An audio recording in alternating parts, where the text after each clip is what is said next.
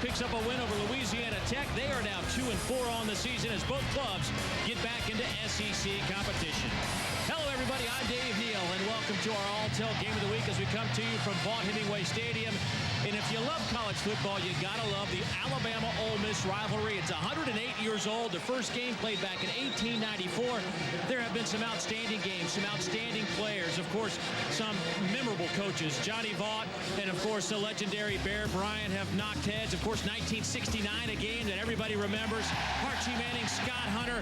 The last couple of games have been decided by just 6 points.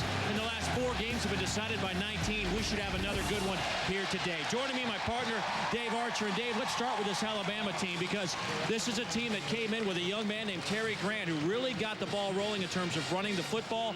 He's given way to Glenn Coffey lately. The bottom line is, though, it doesn't matter who, Alabama's running quite well. They really are. It's 2 good young running backs. You start with Glenn Coffey, the sophomore. He ran for over 120 yards last week against Houston. He'll get the start today. But Terry Grant was the freshman of the week 2 weeks in a row to start the season. Their 2 kids combined averaging 5.6 yards a carry, over 900 yards rushing. These 2 guys can carry the load running the ball. Yeah, coaches will tell you if you can run the ball and not turn it over, you got a good chance to win every single Saturday. Well, turnovers have hurt Ole Miss a couple of times this year, but you know what? They've got a pretty good running game as well. It's not as consistent as Alabama's, but when you got a guy like Ben Jarvis, Green Ellis, you know you have a chance every Saturday. Yeah, the word that comes to mind, Dave, is heartbeat, and he is the heartbeat of this Ole Miss football team. He'll run you inside, he'll run you outside. He's a physical runner, and he's the guy that carries the load in this running game. Averaging 95 yards a game, that's 5th best in the SEC. Make no mistake it, they'll get a chance to stop Ben Jarvis, Green Ellis today. Yeah, look at the numbers. He is dominating the run game for Ole Miss, and he is chasing down another 1,000-yard season. That is the number that he had a year ago. Let's go to our Toyota keys to the game. Well, we heard Coach Nick Saban talk about it all week, and that's finish football games. They've had a tough time closing people out. An interception at the end of the game saved the game against Houston, must finish. And for Ole Miss, they've got to have some big plays, both on the offensive side, and they've got to limit the defensive side. Alabama will take some shots down the field. They've got to limit those plays. Well, Alabama won the toss, and they will receive a great environment here at Vaught-Hemingway Stadium. We'll have over 60,000 on hand. The square, the famous square, downtown Oxford, packed with fans last night. Kickoff bobbled at the 25, picked up there by Jimmy Johns, and he will be shy of the 30-yard line by a couple of yards. Let's check in with the third member of our team, the main man of this operation, Dave Baker. Buzz. Hey, Dave, one thing we got to watch out for is Ole Miss goes on defense. It's a unit that's on the brink. John Thompson's a big golfer, and he said some of these guys, their confidence is shot. So he's big into visualization. What he does is on Friday, they go through a walkthrough, and this ain't any walking deal. At the hotel, they set up 11 chairs. He puts together a video that he works tirelessly on, putting guys in different spots, seeing how they'll react. He thinks they'll react and have a big game against the Tide today. Yeah, rumor has it none of the chairs came back in full tact after the walkthrough. John Parker Wilson will hand it off to Terry Grant off the left side. Out over the 40. That'll be a first down to the 43-yard line. Kendrick Lewis will make the stop for the Rebels. Good shot, solid lead pay off the left side. Huge hole on that left side. And they talk about that's the bread and butter. That left side behind big Andre Smith, the left tackle. Andre Smith, the sophomore out of Birmingham. They'll try the right side this time. This time, Grant is stopped for a loss. Brandon Thomas, the middle linebacker. Take a look at this Alabama offense that has at times been very explosive. DJ Hall in his career has been an explosive receiver. Well, he's a kid that they're going to take some shots down the field with. He makes the big play. He can go up and catch it in tight coverage. That big group up front. Antoine Caldwell has played 3 positions, both guards in the center. He goes at left guard today. Second down and 11 after the 1-yard loss. Flags come down. Pass is caught by the tight end, Nick Walker.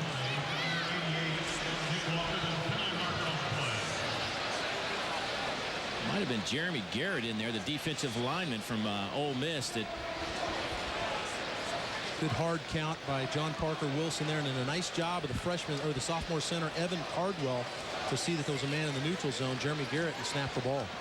Ed Ogeron told us yesterday that Alabama's a team that does that quite well, and that is the quick count. You got to have a center that recognizes the situation, Dave, and is able to pull the ball up and get that extra, that cheap 5 yards for you. Penn Wagers, our referee. Good to have Penn alongside today.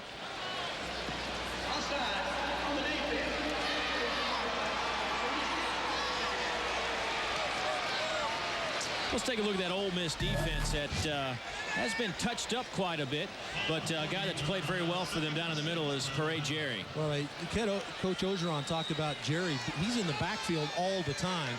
And this linebacker core, Ashley Palmer, all over the field. Actually second in the SEC in tackles per game. And Dustin Luzon, if he gets the ball in his hands, he may go the distance. One person you probably didn't notice there was Jamarcus Sanford. The safety is out with an injury. And a big scrum at midfield. They'll give him a gain of about 2.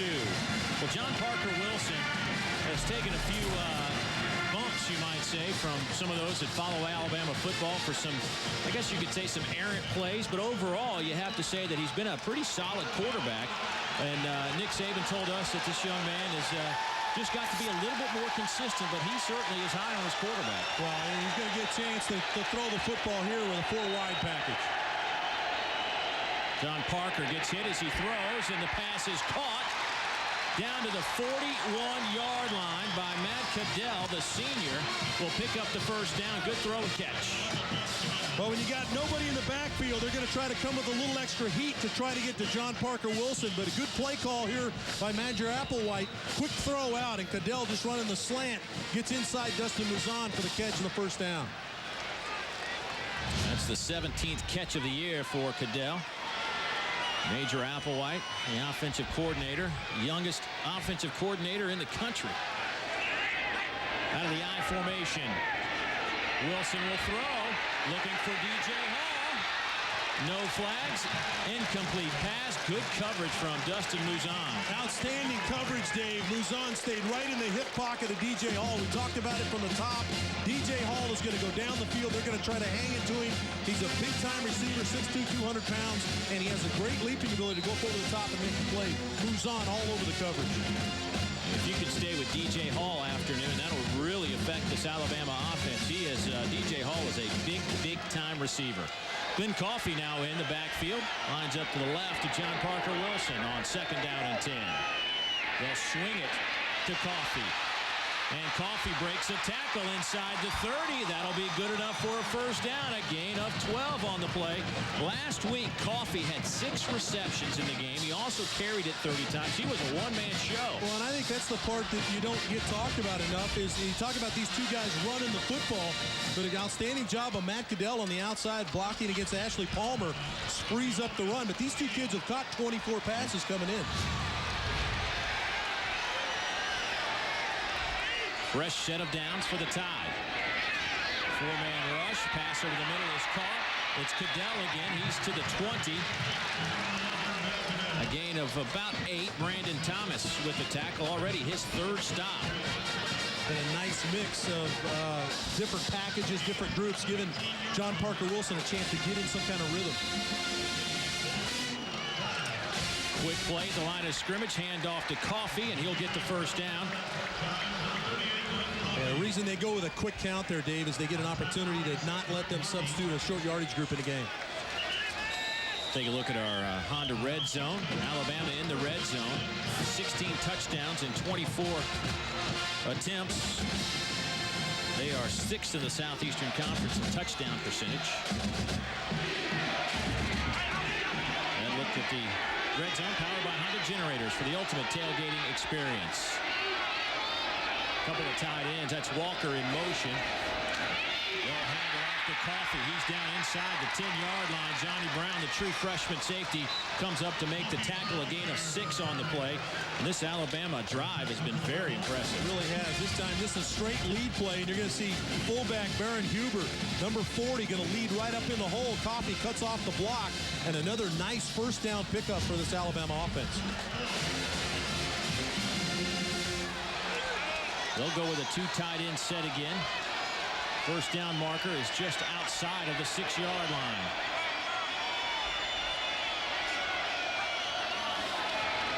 Handoff right side. Glenn Coffey. Fumble. Loose football. Who's got it? They will say the Crimson Tide have recovered the football close to the 5. Antoine Caldwell, who's playing guard today, may have been the man who fell on it, and that'll be a first down. Get a lead play to the right side. Coffey gets in behind Huber, the fullback, and then just the strip. And good job by Antoine Caldwell to get on the ball and save this drive for the Crimson Tide. They'll line up in the eye. And a first and goal from the 5. This is the 10th play of this drive.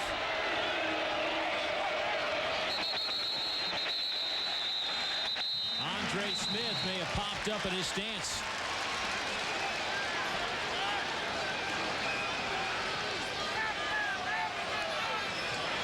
And with that, they'll trade out the fullback to the tight end.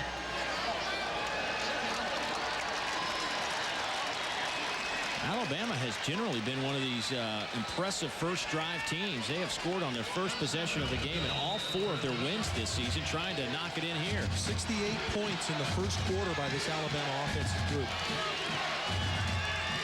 They'll go with a 5-receiver set. Alabama on first and goal from the 10. Wilson over the middle. Pass is knocked away at the last moment. Knocked out of there by Ashley Palmer, the junior out of Compton, California. The zone coverage by Ole Miss, and they run DJ Hall. Alabama runs DJ Hall into the middle, try to get him in between the backers. He's going to slide into that hole in between the backers, and John Parker Wilson, dangerous throw in between those 2 backers. Got the ball knocked down. John Parker Wilson completing 54% of his passes this year. He has 8 touchdowns and 4 interceptions. Back to a 2 tight end set. Here's Coffey. He gets hit in the backfield and loses 5 yards by Parade Jerry, who lived in the backfield last week against Louisiana Tech. Yeah, Parade Jerry did an outstanding job. Had 2 for loss last week against Louisiana Tech, and this time just blows up the play. And that's the vaunted left side of this Alabama line, just runs through the block and is able to get in the backfield. Very physical presence in the deep tackle spot. This Ole Miss defense has been very good in the red zone. Matter of fact, their scoring percentage is best in the SEC. Third down and goal. Wilson will throw to the 13-yard line. That'll be Cadell, but he obviously is well shy of the goal line, and that'll mean the field goal unit will come out. Greg Hardy with the tackle. Well, it's a nice job of Ole Miss rising up defensively. They were aided by the Andre Smith jump off sides or illegal procedure penalty that moved it back to the 10. And that's what's hurt Alabama this season, is just a little mistake here or there in drives that prevents them from getting the end zone. So Lee Tiffin will come in and attempt the field goal from 27 yards out. The right hash, it is up and it is good. So a 13-play drive is capped off with a Lee Tiffin field goal, and Alabama has the early lead. To get you out there, I promise. Can't wait. Look at that scoring drive presented by Texas Pete. 14 plays, 61 yards. They 6.5 minutes off the clock. They got it first and goal at the 5 and lost 10. You got to give the Rebels credit for standing tall. No question about it, Dave. A nice drive by Major Applewhite, and his offensive unit does a nice job of mixing packages, getting people involved. But when you got down into the red zone, down to the 5, had the penalty, and could not overcome it, Ole Miss rose up and kept them out of the end zone. You saw the scoring numbers there for the first quarter. You know, one of the issues both of these teams are suffering through right now is the fact that they can't close out games. I mean, that's really been an issue. Consistency is a word we keep hearing from both of these teams. I mean, it's really amazing. And that drive might be a microcosm of what you're talking about right there, Dave. Alabama just could not close the deal on that drive. Lee Tiffin will kick it off from the 30-yard line. Marshall Green and Mike Wallace back to return the kick. This will go to Green, and he will take a knee in the end zone. So a touchback Well, some issues with Ole Miss quarterback Seth Adams. And for more on that, let's check in with Dave Baker. Buzz. Hey, Dave. Right before the game, had a chance to talk with Ole Miss trainer Tim Mullins. Apparently, Seth was sick at the team's hotel last night, virtually all night. They stayed out in Tupelo. They got him over here early this morning, got him settled down a little bit, got a couple of bags of IV fluids in him. Don't know whether it's a bug or what, but it's there's a breeze here, but it's going to be interesting to see how he holds up if he's fighting something like that and not getting a good night's sleep. Seth had an outstanding game against the Gators when Ole Miss nearly pulled off the upset, but once again couldn't close the deal. Flat of the eye, Adams will hand it off to Ben Jarvis. Green Ellis, he is stopped at the line of scrimmage. No gain. All right, so let's take a look at that Ole Miss offense that has really improved from a year ago. Well, Mike Wallace, we talked about DJ Hall for Alabama. Mike Wallace, a big play wide receiver. 3 of those receivers have at least 24 receptions, a lot of weapons. And the big fella up front, Michael Orr. He is a second-team All-SEC selection last year and really a stalwart on that front wall. Yeah, both these tackles, Orr and Big Mo Miller, 2 of the better tackles going in the SEC. Little play action to Ben Jarvis, Green Ellis, and they'll swing it near side to the fullback, Jason Cook, who will pick up the first down at the 35-yard line. Ezekiel Knight, Green Jackson in on the tackle, a gain of 15. Take a look at that Alabama defense. And up front, Wallace Gilberry was a one-man wrecking crew last week against Houston. He just spent the afternoon in the Cougar backfield is all he did. And the linebackers, Ezekiel Knight, tremendous transition from receiver a couple years ago to be a guy all over the field. Simeon Castile sealed the deal last week with the interception in the end zone. 5-man front by the Tide. Ole Miss will work the right side. Ben Jarvis, Green Ellis to midfield, still on his feet and buys himself 5 extra yards to the Alabama 45-yard line. That's a gain of 20. Marcus Carter finally drags him down. Well, it's a beautiful crease through the middle of the Alabama defensive line. Nice job. There's that hole. Gets right in behind the fullback block. Jason Cook, and then up the field. Then you see how he finishes runs. Ben Jarvis finishes runs. Ed Ogeron told us yesterday that he has been very proud of the way his fullback Jason Cook has been leading the way in that ground game. Unsung hero. Boy, he did a nice job there sealing it so Ben Jarvis could get up the field. Bruce Hall in at tailback. Rebels will throw it. Pass is caught inside the 40 down to the 38 by Bruce Hall. Simeon Castile with the tackle, a gain of 7. Well, Bruce Hall comes in the game, and he does a nice job of catching the football out of the backfield. Just slips out to the right flat. Nice job of Seth Adams finding him in that little 3-step drop. Our First and 10 line is brought to you by IKBI Incorporated. IGBI, building vision, building relationships. Well, nice opening drive by the Rebels. You know, this is a team that's still last in the league in scoring at 21 points a game. But if you go back to last year, we talk about the improvement. They only averaged 15 points a game. It's crazy, too, Dave, because there's a ton of players on their offensive side that can make plays.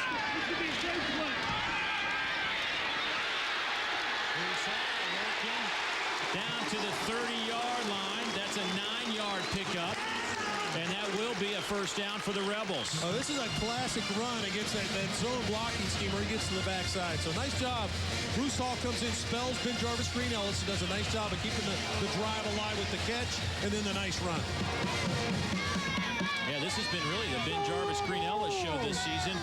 Bruce Hall coming in, only 17 carries. He had been averaging close to 6 yards a carry.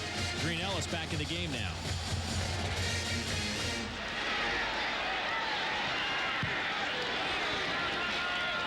It's Green Ellis, stutter steps, met at the line by Darren Mustin, a senior linebacker out of Brentwood, Tennessee.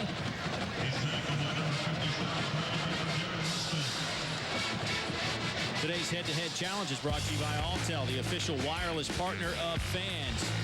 And we told you about the history of these two teams. It goes back to 1894. Last 2 games have been won by Alabama by just 3 points. I mean, this has been a series, the last 4 games decided by 19 points. Yeah, right down to the end. And the way these two teams have played this year, every indication tells us it'll be another one of those. Adams fires wide open. Tied in, Robert Huff. He will take it inside the 15, down to the 14. A 16-yard gain. Marcus Carter brings him down. Dave, you get that ground game cranked up, and Alabama trying to gang up and stop the run. The second facet of this is come out the backside on the bootleg. Huff does a nice job of slow blocking on the backside and slips into the flat. Seth Adams with an active throw, and now they're inside the 15-yard line. Well, these are identical opening drives for each team. Real good, real high-level play from both quarterbacks so far. Under 5 minutes to go here in the opening quarter, and a 3-0 Alabama lead. Green Ellis off the right side. Fights his way inside the 10, driving his way down to the 7-yard line. Darren Mustin led the way for the Crimson Tide, but that will be a gain of 6.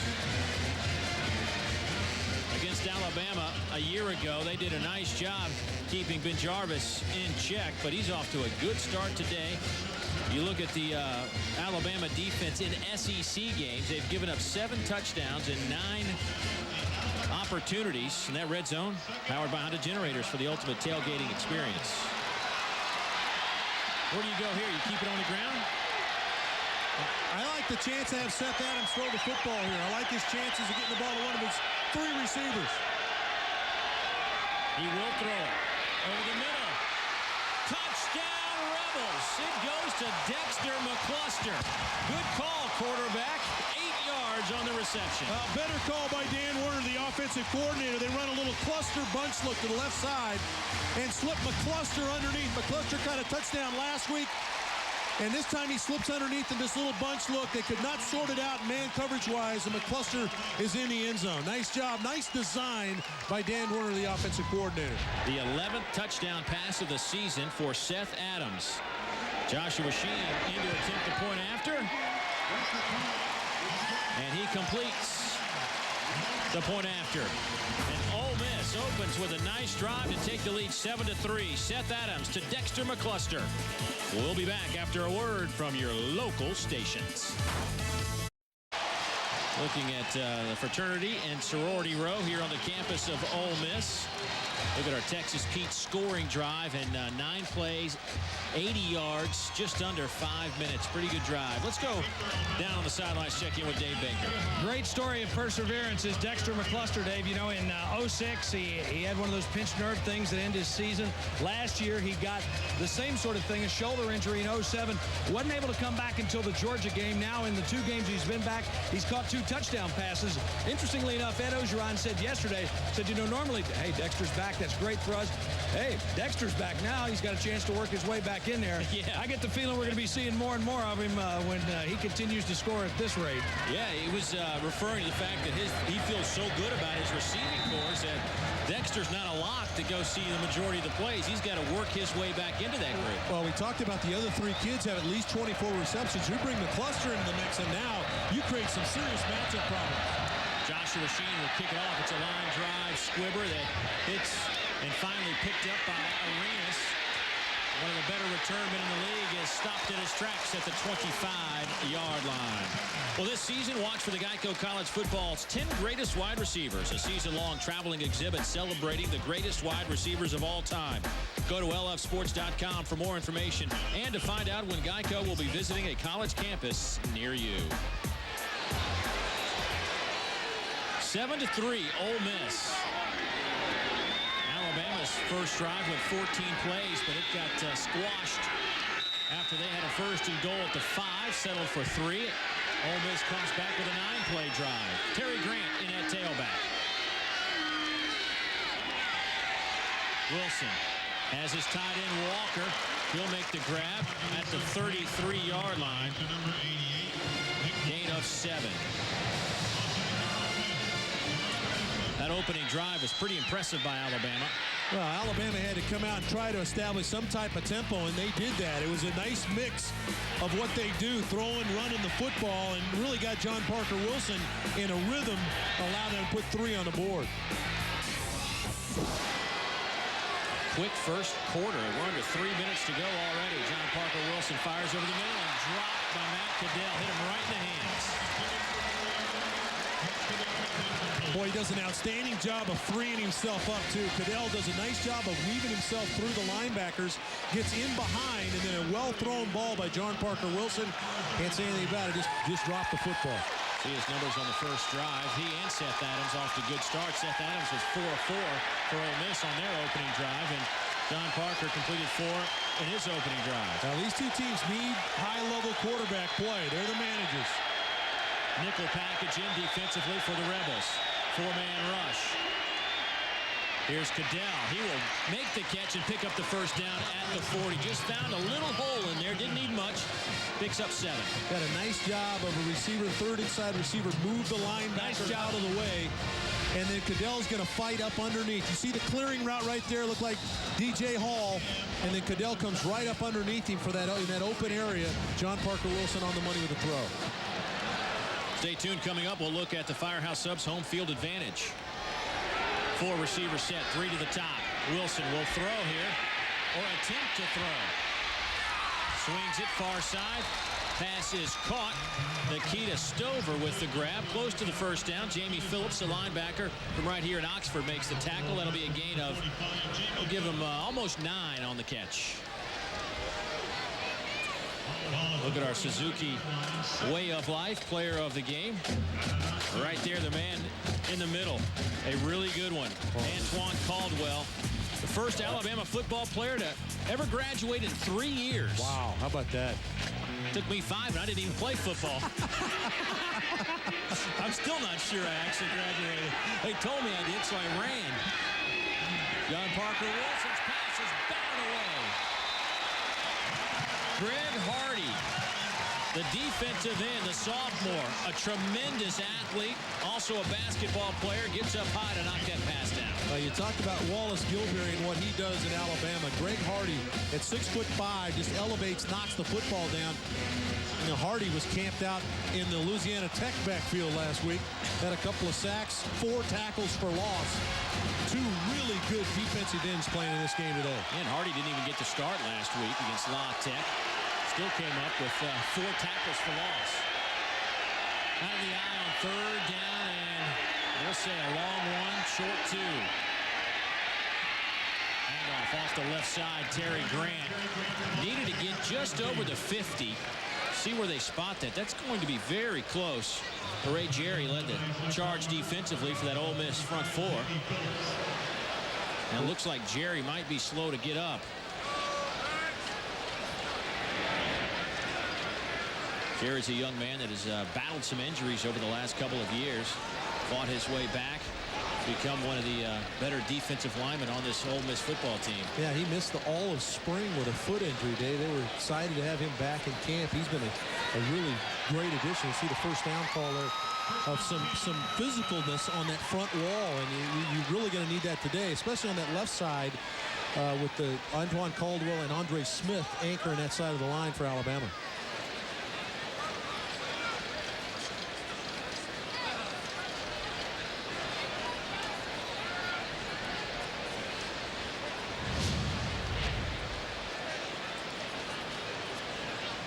One more look, see if we can see what happened to Jerry on the inside.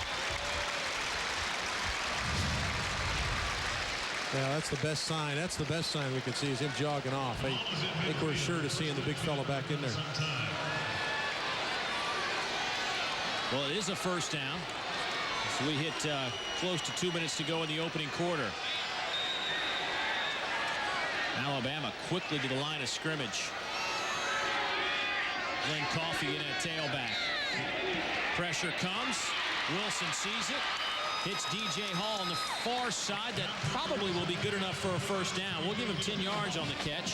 Cassius Vaughn with the stop. And, you know, we've talked about Antoine Caldwell moving over to the left guard spot. Andre Smith at left tackle. The reason that some of that shifting's going on, and that's because Justin Britt, the senior, a tremendous offensive line, has been at home with his family. His mom has been a little injured, and he's helping take care of that situation. And he is now with the team today, and we certainly wish him and his family all the best. No question about it. On first down. Glenn Coffey will fall forward for about 4.5 yards. You know, when we were talking to Nick Saban about Justin, and he says, you know, it's really a tough situation for Justin. He's a big part of this team. The guys love him, but he's got to take care of family first. And he made that so clear to us, is that Justin can come back when Justin wants to come back. You love that about Nick Saban. I think family is very important in his life. His family certainly is with his players as well. On 2nd down and 6, Tide moving the ball well. Here's Cadell, who's been the hot hand. Picks up about a yard. That'll bring up a 3rd down situation. That's a nice play by linebacker Jamie Phillips, to slide to the outside and kind of running through what they were trying to set up with a little screen to Cadell, and he just ran through it. Look at John Thompson, defensive coordinator. This team looking at a 3rd down situation here. 10th play of this drive coming up. That's Greg Hardy down on that Ole Miss bench. He kind of hobbled off the field after that last play.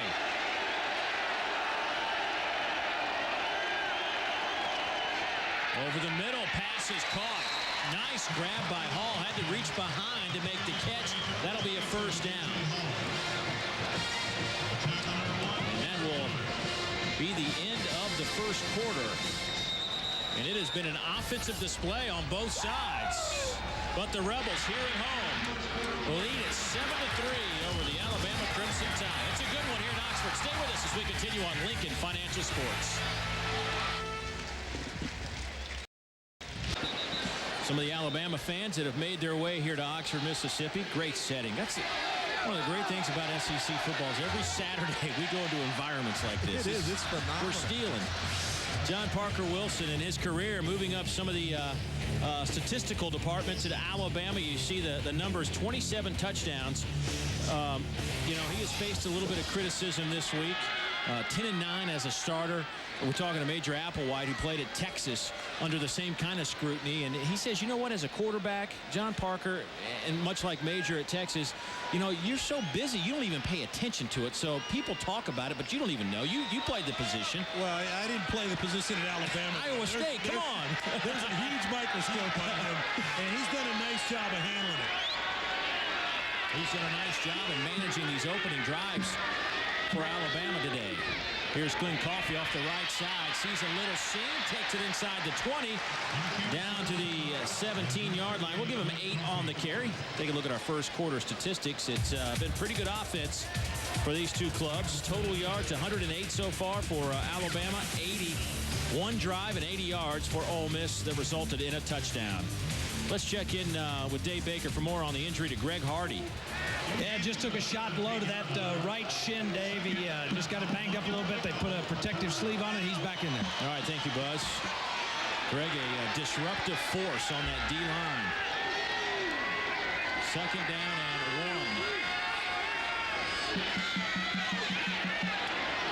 1. John Parker Wilson hit right as he threw the football.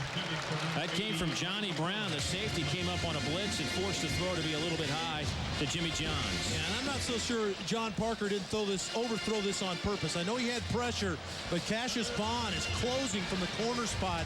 A lot of times the quarterback, you say, you know what, let's just overthrow this and let's regroup on 3rd and 1. Yeah, that was Mike McCoy, not Jimmy Johns. Apologize for that. 3rd down and 1. Nick Walker in motion. I don't know if he got it. There was a 2nd and 3rd effort in there for Glenn Coffey to try to pick up that yard. We'll see where the spot is, and they're going to stop the clock, maybe bring the change in.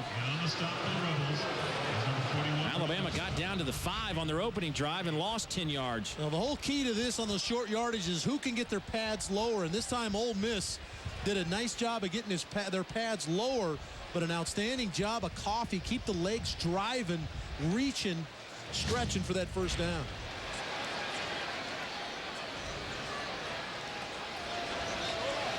And they will give him the first down. And that's part of what Glenn Coffey brings to the dance, Dave. A little bit bigger player than Terry Grant is. Grant's done a nice job for him.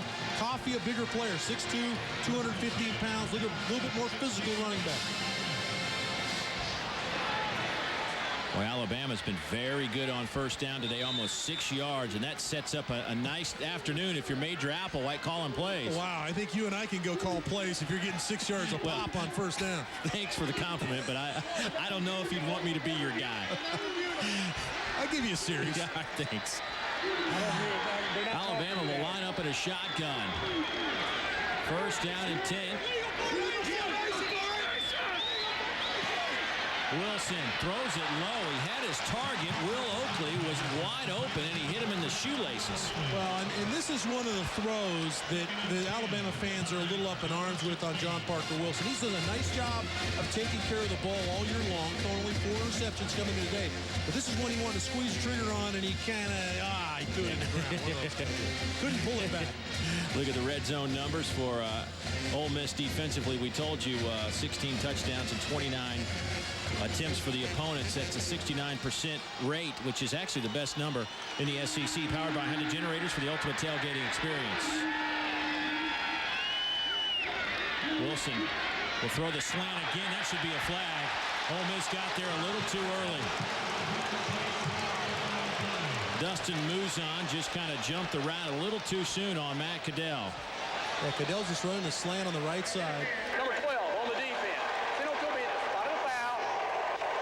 First down. This is very solid. This is a solid call by the official. He's right on top of it. Quick slant. See the DB Muzan is just there just a little bit early on Caddell, and it's a good call. Just a 3-step slant, and what Muzan is doing is he's reading the quarterback, Dave. He's reading the 3-step pop of the quarterback, closing on the play. Just got there a little early. I know the fans are booing, but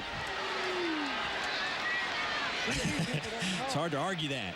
Hey, you're at Ole Miss. They're going to boo that. Well, for Alabama, it sets up a first and goal situation, or maybe we'll see where they spot it. Actually, it will not set up a first and goal. Penn Wager's just telling us outside the 10-yard line, so it'll be first down and 10, and that first down marker will be set right at the 1-yard line. And the Tide will work out of the eye. Toss sweep right side. Big hole for Glenn Coffey inside the 5. Down to the 3. What a sizable hole for Glenn Coffey to run through. 2 key blocks. Get Marlon Davis, the big guard's going to pull out in front and get a block to kick out. And then Huber, the fullback's going to pull up and see. Look at the big fella get out in front. There's the kick out. And there's the block by Huber on the ground. And Coffey, the benefactors, he gets in behind. Nice job on that right side. Davis and Huber clearing the way. So second down. And we'll call it 2. Handoff left side. Coffey trying to get the corner. He will tiptoe into the end zone. Touchdown, Alabama. Yeah, once again, the ability to run the ball on the edge. You have to seal the edge. And that all starts with Andre Smith, the big left tackle, gets a seal block on the edge. And then Huber, the fullback, number 40, going to get out in front. Caldwell pulls around, and Huber gets the finishing block. And Coffey coasts into the end zone. Well, it's a good, solid drive of offensive line play, fullback play, getting some blocks, freeing up those running backs. 4th rushing touchdown for Glenn Coffey. Point after by Lee Tiffin is up and good. So Alabama, they've had the football twice in this game, and they've scored twice. A field goal and now a touchdown. Glenn Coffey takes it to the end zone. Back in a moment. At Ole Miss, where we have a 10-7 game. Alabama out in front. Look at that Texas Pete scoring drive. 16 plays. Now remember, their first drive went 14 plays. Just high-level execution, put drives like that together. Lee Tiffin will kick it off. He will send it down to the 3-yard line. Mike Wallace will take it. Wallace out to the 30-yard line, so decent field position for the Ole Miss Rebels. A 27-yard return. Now Ole Miss had a pretty good opening drive. Seth Adams not exactly 100%, a little touch of the flu perhaps, but led this Ole Miss team down the field, and they got a touchdown. Yeah, they did a good job of mixing run and pass as well. Did a good job with Seth Adams. And Ben Jarvis, Green Ellis ripped off a couple of really nice runs. Bruce Hall came in, spelled Ben Jarvis, converted on first down, converted the first down, and then the throw to McCluster from Adams. So a nice mix there by Dan Werner and his offensive play calling. Green Ellis with 4 carries, 26 yards on that opening drive. Seth Adams, 4 out of 4 on that opening drive. Out of the I formation, little play action. Adams to throw. Pass is caught at the 35, and out to the 37 goes Shea Hodge. Give him 6.5 on the grab. Again, Dave, it's a mix-up of first down calls, and that's what you want to do as a play caller is keep Alabama off balance defensively. Are we throwing the ball? Is it drop back? Is it play action? Are we booting? Are we running Ben Jarvis? Nice play action fake there. Good job of Shea Hodge finding the hole. That's what Nick Saban told us, is that this Ole Miss team, very good play action offense. This time they'll hand it off. Green Ellis out over the 40, powers his way out to the 42-43 yard line. Boy, watching Ben Jarvis, Green Ellis, and Glenn Coffey work, they're very similar. Well, they're both physical runners. Michael Orr gets a big block for him, but he does a nice job. And I talked about Ben Jarvis finishing runs. He finished that run, got him the first down. Look at the first 3 drives today. This is the 4th drive of the game. And you wonder, we got just over 11 minutes to go here in the second quarter, but impressive offense from both clubs to this point. 1st and 10. Adams will play action pass. A wobbly pass and an incomplete grab. Shea Hodge had his hands on it and just dropped it as he hit the turf. Wow, this might have been, if he pulled this off, would have been the catch of the year. Because this is one where Seth Adams locks on Shea Hodge, and as a safety starts to break on it, he's reading the quarterback's eyes, but Shea Hodge tips the ball in the air and almost comes up with it. That was the first time I saw Seth Adams kind of lock on his receiver, but what an effort by Shea Hodge to try to pull that one in. Dan Werner, the offensive coordinator, came here from the University of Miami last year and has now kind of got the tools to work what he wants to work offensively. Here comes some pressure. Set up a little screen in the middle. It goes to Bruce Hall. Hall will pick up the first down. Drop the football. They'll say he's down, however, at the 43-yard line. That'll be a gain of 15 and a first down for the Rebels. Well, I'll tell you, these two play callers are having an outstanding day because this is one that looks like drop back, and then Hall just turns around for the middle screen. Got a great block there, and then his elbow was on the ground before that ball came out. But just a nice design. Showed 3 receivers to the left side. Seth Adams did a nice job of disguising and then throwing the screen past the Hall underneath.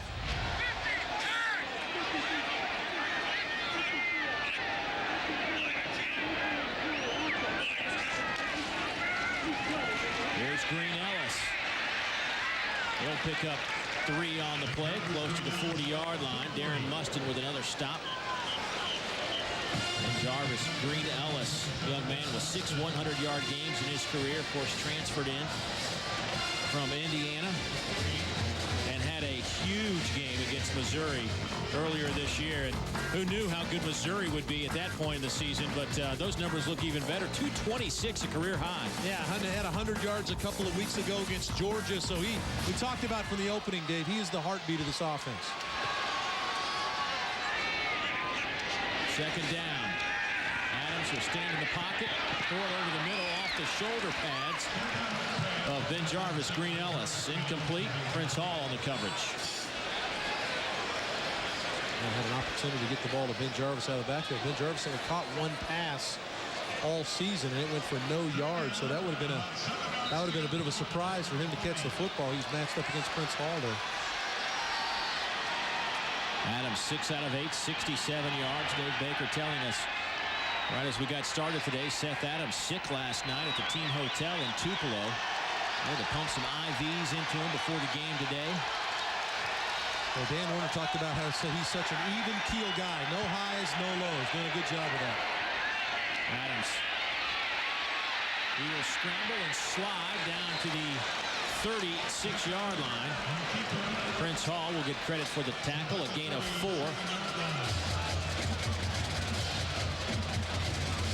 See what they do here on 4th down. I guess go for it. You're in that no man's land. Might as well give it a shot. Short 4. They've done a nice job of their short passing game. I would expect them to bunch some receivers to one side, 3 receivers to one side or something. Bring somebody underneath. They've done a nice job of that today. 4-man front by the Crimson Tide. Adams.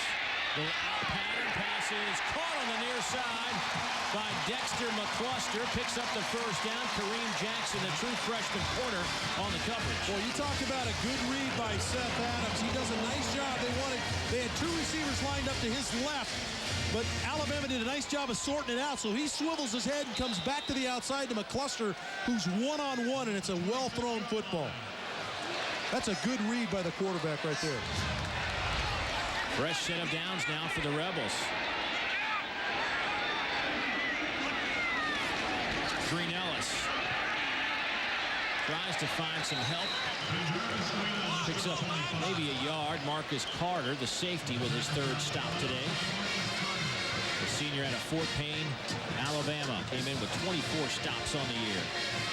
Nice job by that interior group, too. Lorenzo Washington, the big nose tackle, was able to get in there and knock off the pulling guard, which created a bunch in there where Ben Jarvis didn't have a lot of running room. Dave, what's going on? This is the 10th play of this drive. It's just really high-level execution, Dave. You saw it on the 4th down play by Seth Adams. Ben Jarvis, Green Ellis inside the 20-yard line. Give him 6 on the carry. That'll set up a 3rd down and short. You know, Dave, you hear so often that we as an offense have to execute. This is execution. Look at the blocking to the left side of your screen. Ben Jarvis just gets in behind it. Michael Orr does a nice job and a big tackle of getting a block. But, you know, you hear it all the time after the game in press conference. We got to execute better on offense. This is execution on offense. Bruce Hall will check in at tailback now for Ole Miss. Fullback Jason Cook. Rebels also going with a tight end to the left side. And Seth Adams will call a timeout. And we will step aside as well. 10-7, Alabama out in front, but Ole Miss driving. Chicago Bear look. You see these 3 guys have those 3 down guys covered, and then they walk up with the linebackers on the outside. It creates that 7-8-man front. But Seth Adams didn't like what he had play called. 3rd down and short after the timeout. Ole Miss will run it off the right side. Ben Jarvis, Green Ellis, 1st down at the 11-yard line. Brought down by Rashad Johnson. And Johnson might have saved a TD with that tackle. Again, solid blocking, execution up front by the offensive line. They're doing a real good job of getting the first level blocked on the Alabama side of the football and then getting up on the linebackers. And that means that safety crew has to come down and make tackles. So 1st and 10, just outside the 10-yard line. Green Ellis, a single setback, little bunch formation near side. Trying to hit Jay Hodge on a slant. Kareem Jackson on the coverage. Slow to get up on that Ole Miss offensive line is big Maurice Miller. 6'3", 345. Take a look at some of our scores from around the country on our Aaron scoreboard. Ohio State up big. South Florida and Central Florida. People thought that'd be a good one, and so far it is. Virginia Tech over Duke. Michigan over Purdue. Here come the Wolverines. They've been slapped around a little bit, but gaining some confidence. Sure are. And Texas up 14-0 over Dave Archer's alma mater. Didn't have a chance to talk to Major Applewhite about that matchup today, did you? No, I don't think he thought much of it either. 2nd down and 10. Out of the eye. Ben Jarvis, Green Ellis. That was some good play from the defense. And Prince Hall in particular did not mess around at all with Ben Jarvis, Green Ellis dancing around. Yeah, Prince Hall and Mustin, the two linebackers, stay at home on this play. A little delay to Ben Jarvis, and no room to run. It looked like we had a little extra going on. Oh, and an excellent try to throw yourself on the ground, try to draw a penalty play by Michael Orr. Excellent play. Got to go down to Dave Baker. That's not surprising that you would act like it was some acting job or something. Interesting thing about this offensive line, Arch, Ed Orgeron told us before the game that John Jerry, the sophomore right guard, would not start the game. We haven't seen him. Orgeron said it was a disciplinary action, and that has paved the way for Thomas Eckers, 6'2", 300-pound senior who's in there, and he's played awfully well on that right side. Boy, he really has. Their whole offensive line has really executed at a real high level, allowing them to do what they're doing. Here's a 3rd down and 9 situation, and flags come in.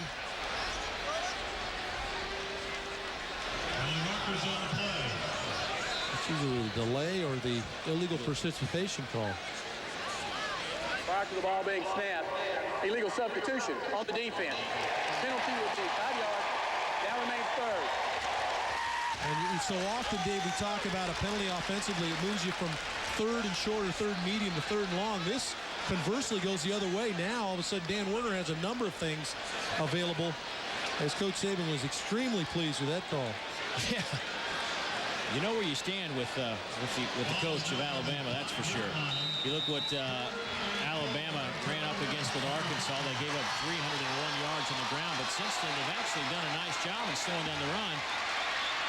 But today they've given up 62 yards on the ground already.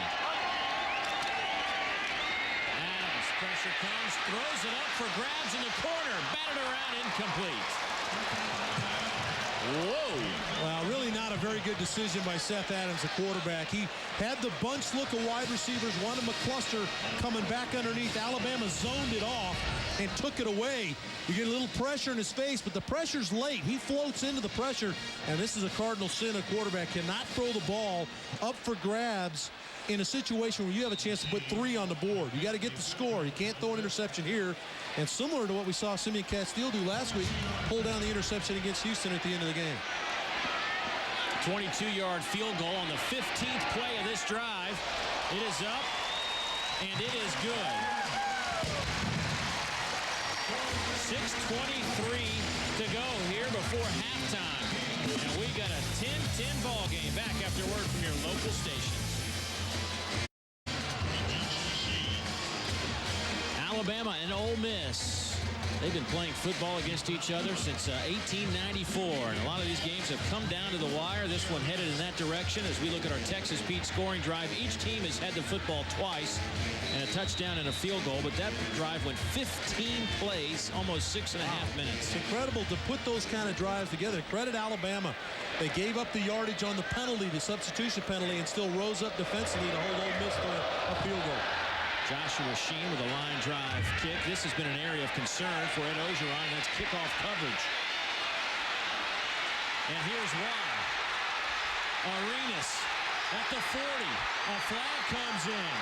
Arenas still on his feet down to the 35-yard line. But a flag back at the Alabama 44. And it was a block, Dave, that Huber, who's the starting fullback, did not need to make. It was on the kicker. Arenas was going to make the kicker miss, but Huber went ahead and pushed him in the back, and that's going to be your illegal block in the back. And if he doesn't do it, Alabama still has a football out near midfield.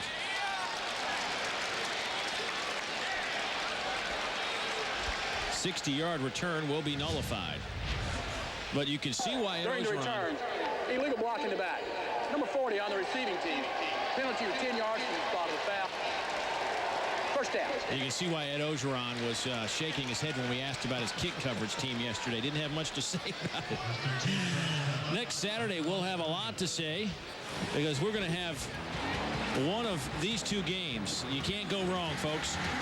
We'll either be in Lexington for a top 20 matchup between Tim Tebow and his Gators and Woodson and the Wildcats, or we head to Tuscaloosa, where Eric Ainge in Tennessee will call on Alabama. Be sure to log on to SECRoadTripPlanner.com and find the quickest routes and all the information you need for traveling around the SEC.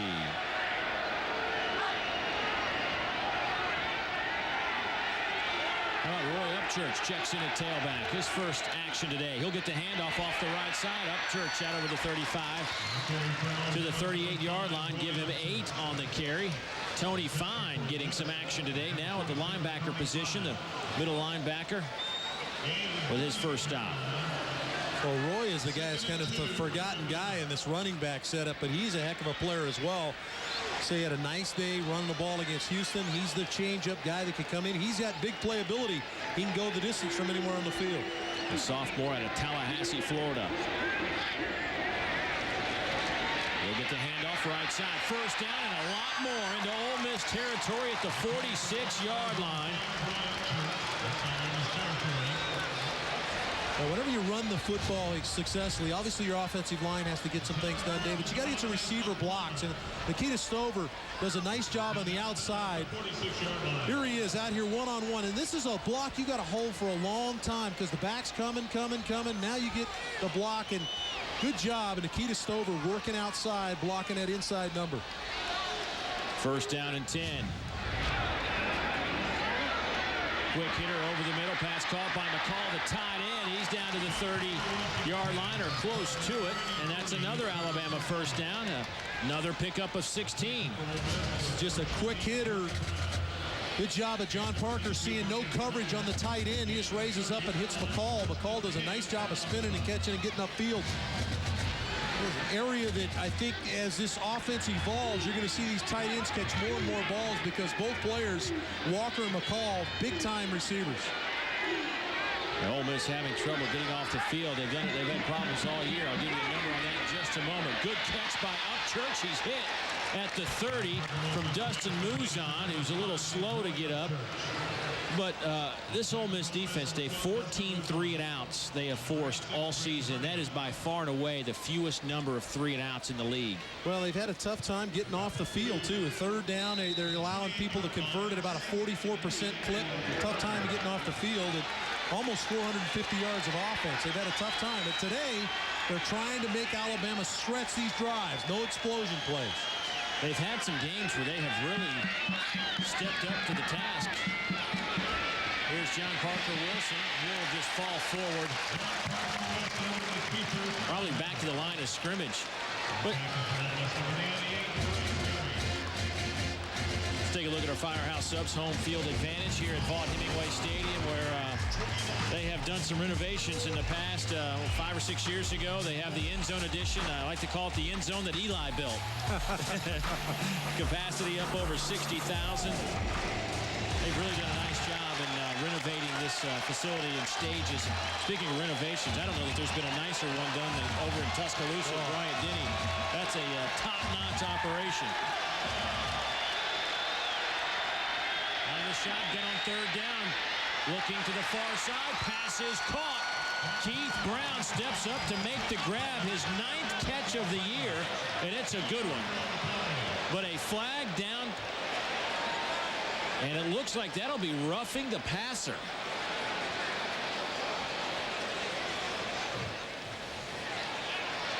Good call, Dave. Exactly what the call was.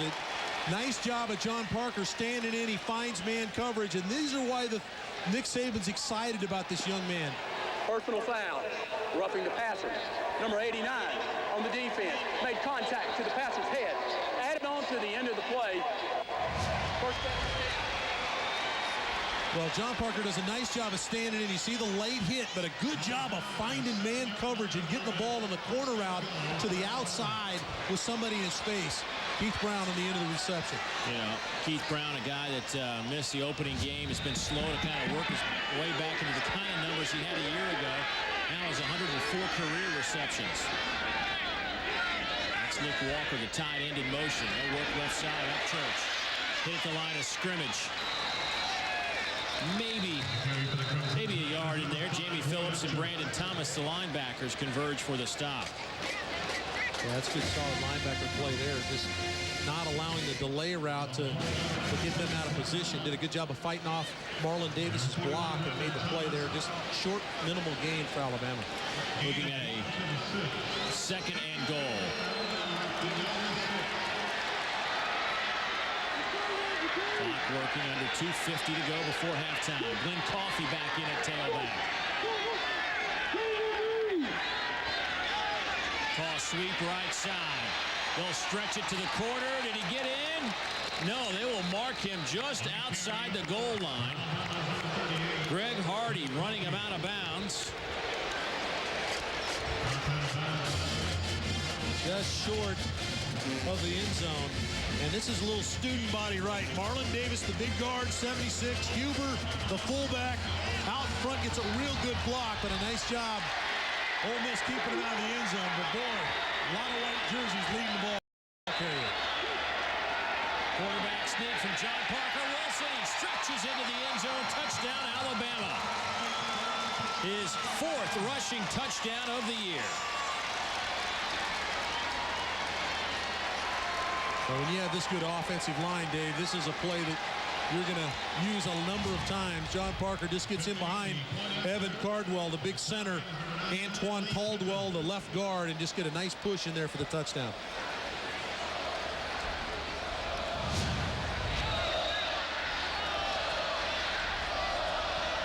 Here's Lee Tiffin to attempt the point after.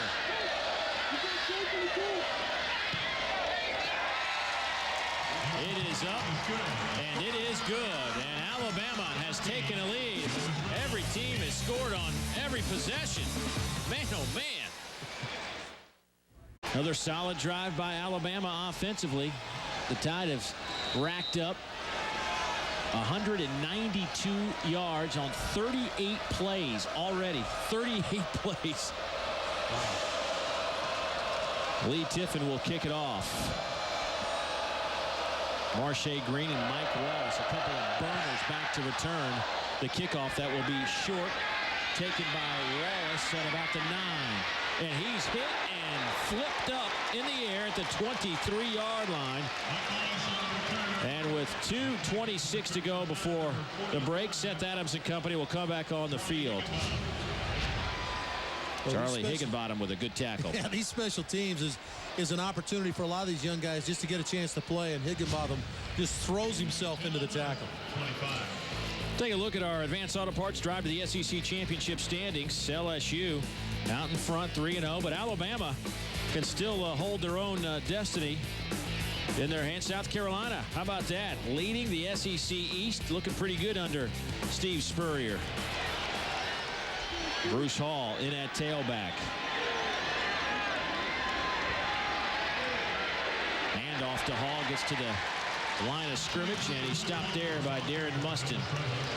Yeah, good job by Mustin not buying the play fake where Seth Adams looked like he was dropping a throw, turns and gives the draw play off. Mustin stays right at home and just drills it for no gain. 2nd and 10 for Ole Miss. Here's Adams. Pass caught right at the first down marker in front of the Alabama bench by Dexter McCluster. Lionel Mitchell, the corner, on the coverage. Lionel out of Stone Mountain, Georgia. Real good route by McCluster, just a turn route, a comeback route. Comes back, catches the football, and then a smart play as he gets out of bounds and preserves timeouts for this offense. Our Aaron's scoreboard coming your way. Michigan pounding Purdue.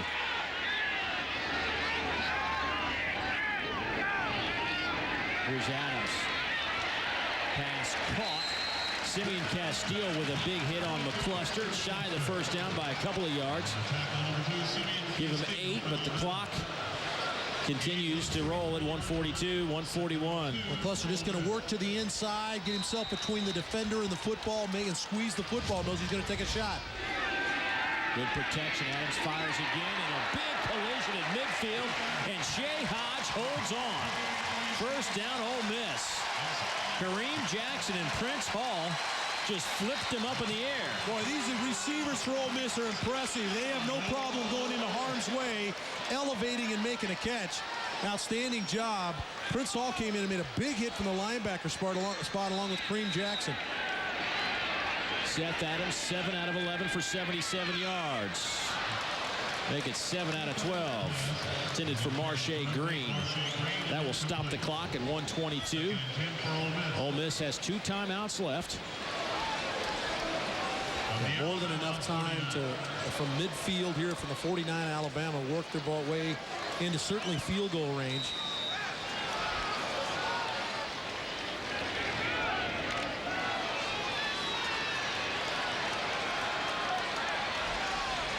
Bruce Hall in at tailback.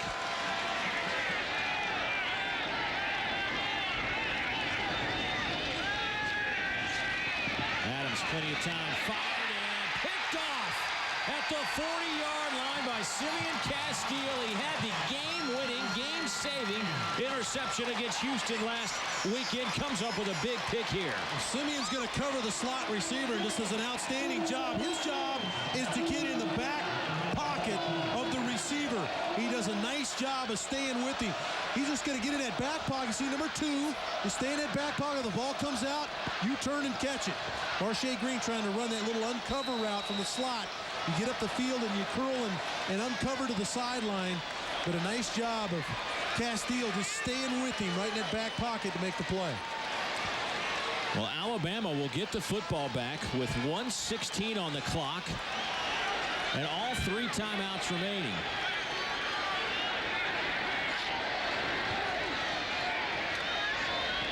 DJ Hall will run out of bounds at midfield, a couple of yards shy of the first down.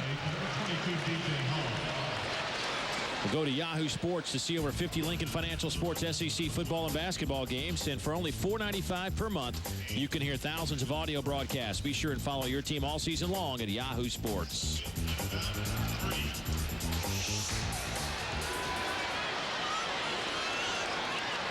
Second down and 3 yards. Wilson will swing it to Glenn Coffee. He'll pick up the first down. The crowd wanted the turnover, but they'll mark him down. Actually, no. Are they going to give the football to Ole Miss?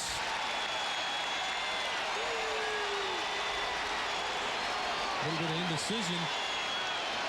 It looked like our linesman. Good job. Go ahead. It's a good job, Dave, by Cassius Vaughn to come in from the corner spot to make the to put the hit on Coffee, but looks like Runner's ruled out. Just a screen pass to Coffee. Ole Miss is playing zone coverage. And Cassius Vaughn, number 24, going to come up from the left side of your screen and chop the legs out from underneath Coffee. Now let's see if he's on the ground. The ball came out. Oh. Yeah, that's a fumble. That should be Ole Miss football. They're going to probably hit the buzzer here in a minute. And no, they did not.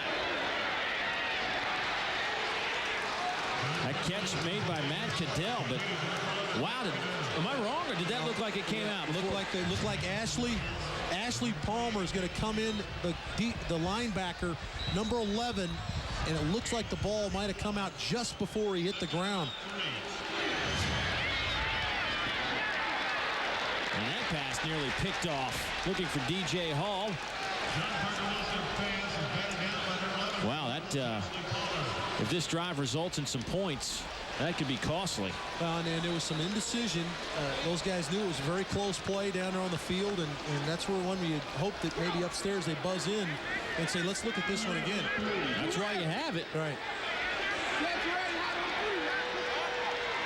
And Alabama will use a timeout.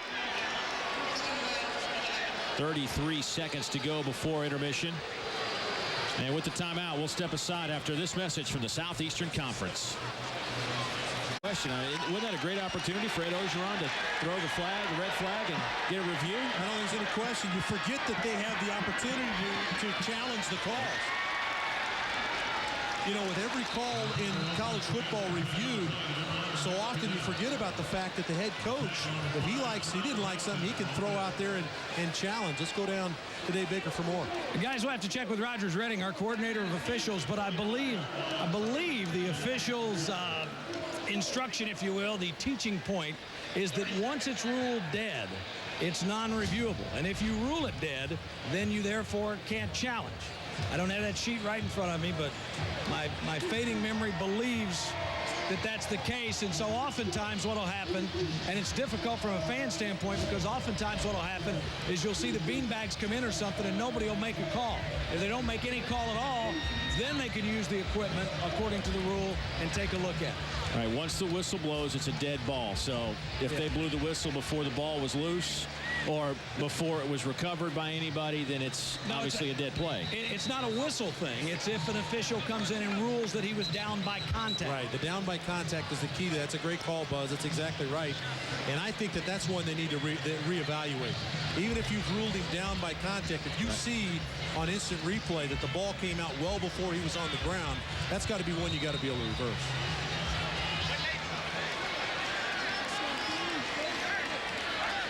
25 seconds to go before halftime.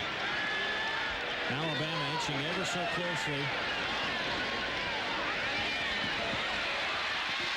DJ Hall gets tripped up inside the 20, but the clock will continue to run as he didn't reach the 15 where the first down marker is. Cassius Vaughn with the stop. And it's a good job by Cassius Vaughn to not allow DJ to get to the sideline, which keeps the clock moving. And a timeout taken by Alabama. And we'll step aside for the message from the SEC. Alabama 17, Ole Miss 10, and here comes Lee Tiffin onto the field with 4 seconds to go. A 35-yard attempt. Lee has already knocked one through from 27 yards. He'll work from the near hash. And there is the old timeout before the kick.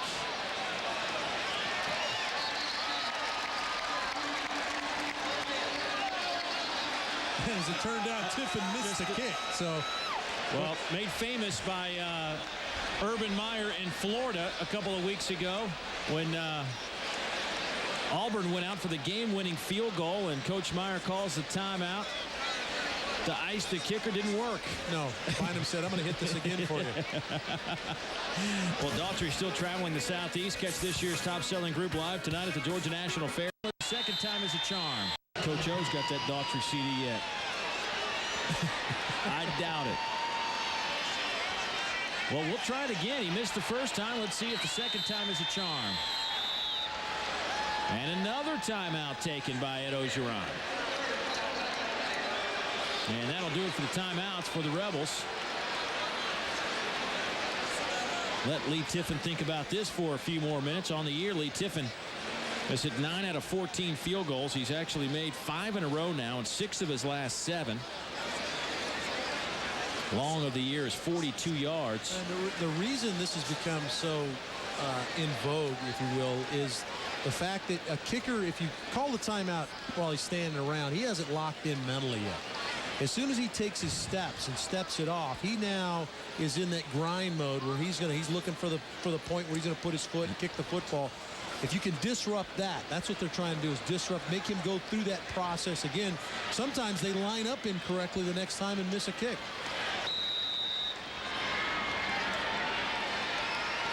Well, here we go for a third opportunity. Snap is good. Hold is good. Kick on the way. And he missed it again. So Ole Miss and Ed Ogeron with a little gamesmanship right before the half, and they win that little mini battle. But Alabama wins the first 30 minutes by the score of 17-10, and let's check in with Dave Baker. Nick, you really got the offense cranked up. 3 long drives there in the first half. Well, the offense has done a good job. We're doing a good job of moving the ball. We're doing a good job on third down. We didn't convert once in the red area, and we didn't finish that drive. We kind of mismanaged the clock, had a missed call on the plays, and mismanaged our timeouts a little bit, or maybe we'd have had another play or 2. All right, thanks, Nick. Best of luck second half. That's Nick Saban. He goes to the locker room, and it's the Alabama Crimson Tide 17, Ole Miss 10. Oxford, Mississippi, Alabama leading Ole Miss 17-10.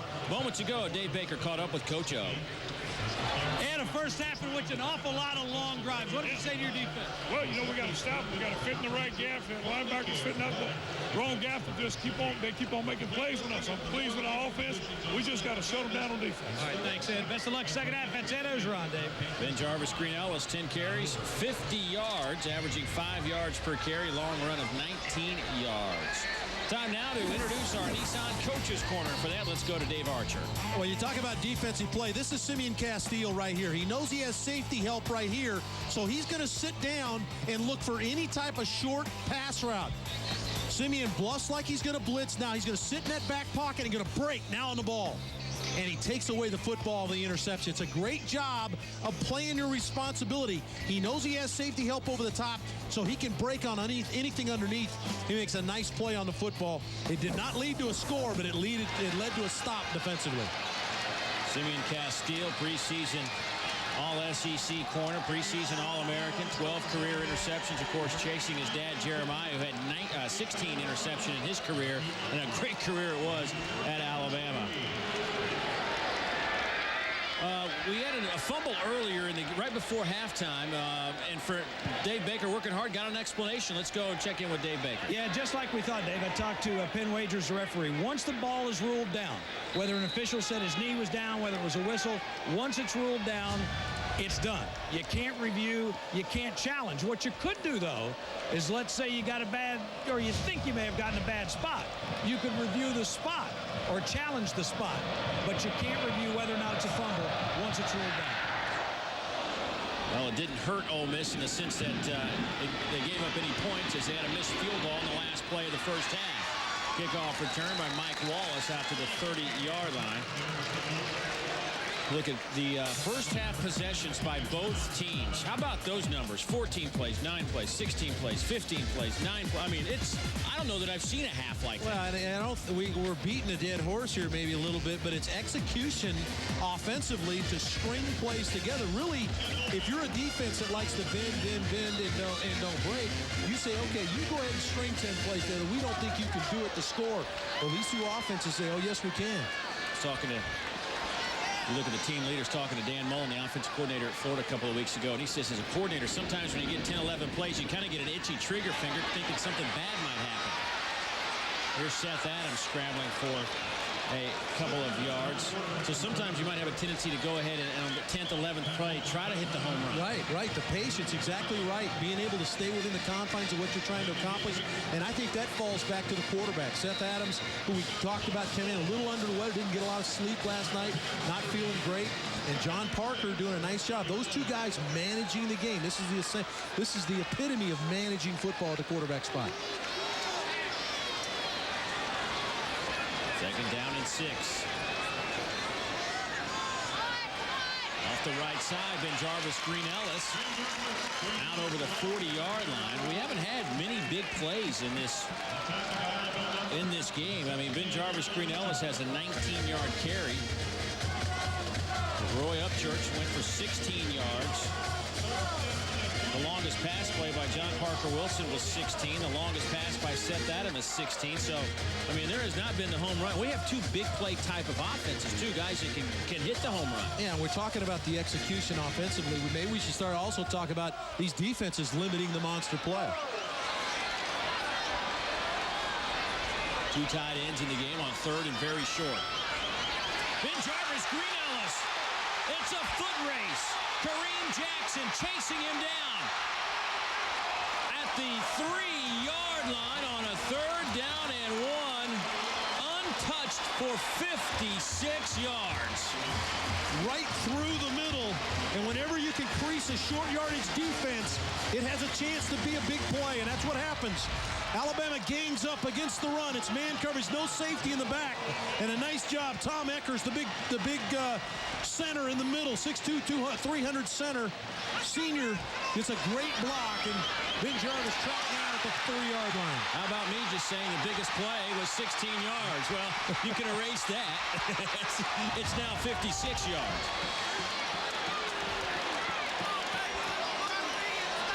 Plays for 10 yards or more. Crimson Tide and Ole Miss both with 7.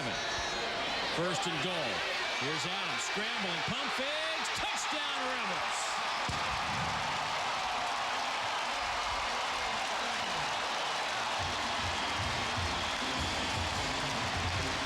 It's a nice job by the senior quarterback, Dave, of getting outside contained.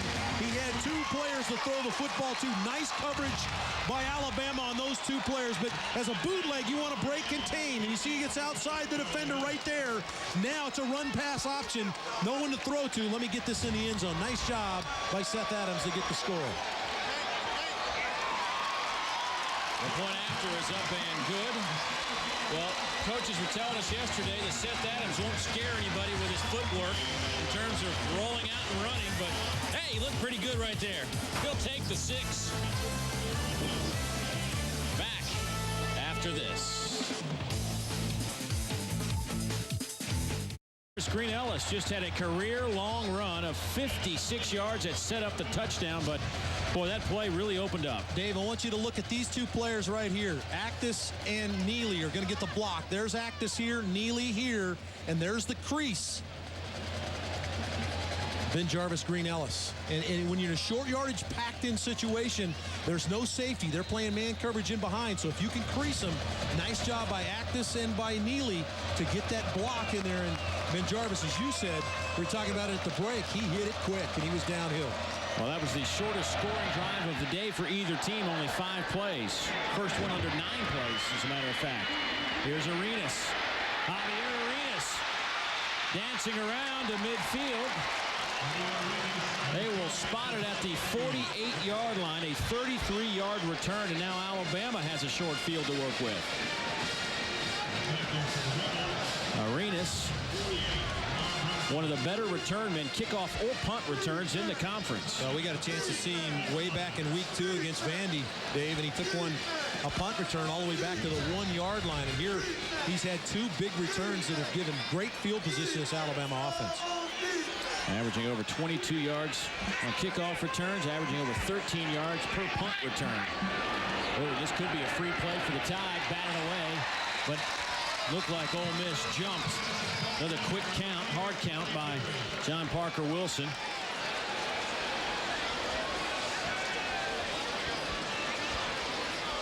Offside, number 98 on the defense, penalty 5 yards. Down remains first. Look at the Alabama team leaders in the first half, but interesting that Coach Ogeron told us yesterday, Parade Jerry's a guy that really gets off the ball in a hurry, and that he told us, he goes, expect to see Parade Jerry offsides a couple times because he's so quick off the ball, they're going to hard count him. Boy, he knew it too. The aggressiveness of Jerry got the best of him there. Here's Grant, left side, he's got a hole. Here goes Terry Grant. Down to the 25, down to the 24-yard line. A gaping hole off the left side. Dustin Muzon finally drags him down, but a gain of 22 for the freshman. Again, that bread and butter side of the Alabama offensive line is that left side. See a nice job getting out in front with the block. Look like Antoine Caldwell pulled out in front, got the block to the outside, but Terry Grant did a nice job of cutting it back. Marcus Tillman hobbles off. Here's Grant, chased down by Parade Jerry. I guess you live with the good and bad, and mostly it's good with Jerry. Quick off the ball again. Better get back to that hard count on Jerry. Boy, he did a nice job. This looks like a quick count. And again, David, I think it warrants talking about. You did a nice job of talking about the hard count. This was a quick count, maybe a first sound type count, and he was off the ball quicker than the offensive line was. Jerry has 6 tackles, 2 of them tackles for loss. There's the defensive coordinator, John Thompson, in his first year here at Ole Miss, working with Ed Ogeron. John Parker Wilson over the middle. DJ Hall first down inside the 15. Kendrick Lewis drags him down. This is just a mistake in the secondary because of the wide spread. Terry Grant split way out to the right. You see the linebacker float out underneath and just leaves DJ Hall uncovered. Easy to read for John Parker Wilson. And it was because they stayed with their conventional package and took Terry Grant, the running back, and split him way out to the right side. Ole Miss didn't line up properly. Major Applewhite said he wants to consistently play fast. Alabama has picked up their tempo. Here's Grant off the left side, inside the 10, down to about the 6. What does he mean by that? Consistently play fast. Is it no huddle? Is it? No, it's at every position you play as hard as you can to the whistle, and then we get back and we go again. And it doesn't have anything to do with speeding up the game from a standpoint of doing what you do there, but just playing fast during the time you're off the ball. There is Major Applewhite calling the shots on this drive. Glenn Coffey inside the 5. Needs to get to just inside the 3 for a first down. Ashley Palmer with another stop. Look at Alabama in the red zone today. A couple of TDs and 4 possessions. And you heard Nick Saban talk about they got to be better in the red zone. That look powered by 100 generators for the ultimate tailgating experience. He wants them to finish drives, and this is that opportunity to come out and echo what your coach talked about right in at halftime. Bama 8 out of 9 on third downs today. An amazing number. They'll line up in the eye. Here to the fullback. Coffey gets the handoff. Lost the football. It. Looked like Big Greg Hardy might have got his hand on it, or Ashley Palmer. One of the two coming in off the left side. Greg Hardy, the defensive end, comes in and rakes the ball out as Coffey looks like he's going to skate into the end zone.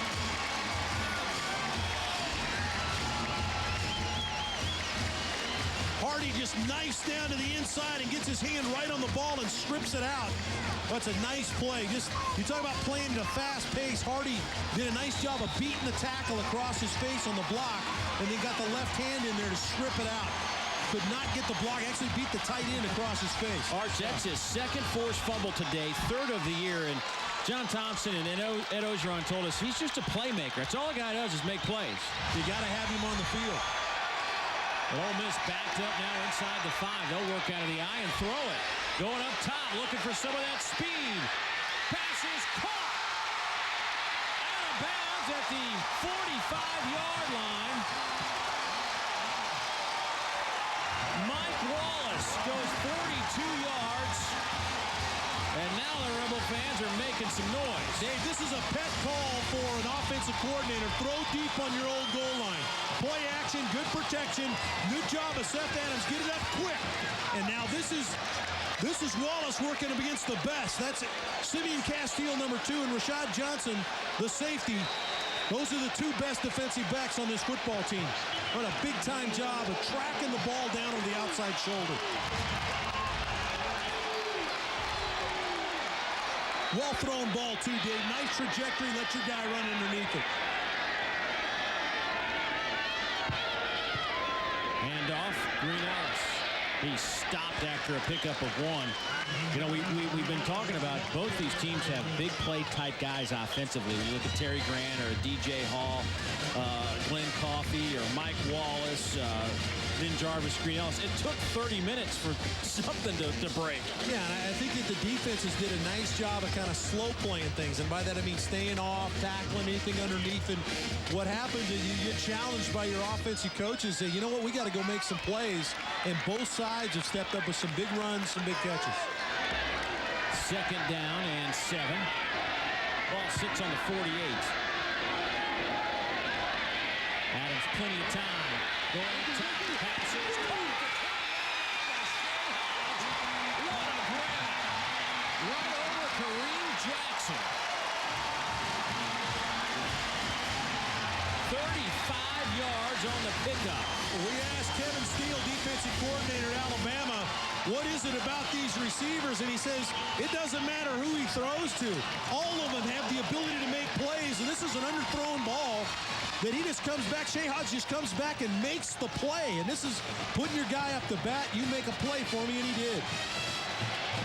This drive started at the 3-yard line, and now Ole Miss is back at the 17 of Alabama. Little play action, looking for the tight end. Huff makes the grab at the 15. A gain of give him 2.5 maybe. Marcus Carter played it well, the safety. Nice job. Good assignment defense that time. Got in the quarterback's face and forced a quick throw. Let's go down to Dave Baker. Hey, Arch, all week long, Nick Saban has been preaching intensity, intensity. He says there's a difference between playing hard and having intensity. And he said you've really got to have intensity on defense because that's where you got to tackle. And that could mean you take a bad step and all of a sudden you get gashed, which has happened now on the ground and through the air here with Alabama in the second half. Yeah, the intensity level right now is wearing the blue jersey. Seth Adams, 13 out of 18. Here comes some heat. Adams lobs it up, looking for the corner. Pass is incomplete.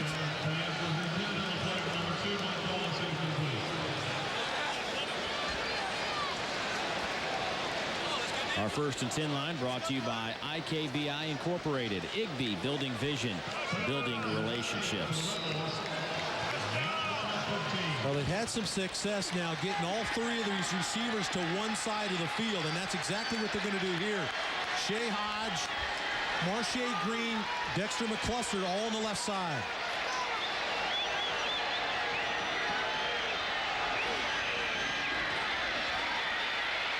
Down goes Adams at the 18-yard line. Wallace Gilberry just caved it in and picks up the sack. Boy, did a good job by Gilberry to get after the passer. But Shea Hodge, it gets what he wants. McCluster does a good job of reading coverage and sits it down in the zone. And Adams gave up on him a little bit too early. And Gilberry's rush, his relentless rush, finally gets there and puts the quarterback on the ground. 35-yard field goal attempt on the way from Joshua Sheen. He's 7 out of 10 this year. And that is no good. So both kickers have missed. We're tied at 17 in Oxford, Mississippi.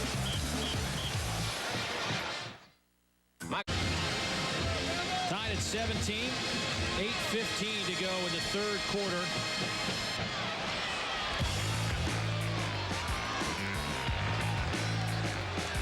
Alltel My Circle, 1st and 10. You can win $100,000 plus free Alltel service for 20,000 fans. To enter, text FAN to 52191 or visit alltelfootball.com.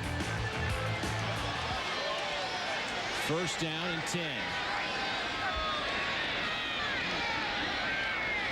Wobbly pass, but it hits DJ Hall, who will pick up 11 on the play.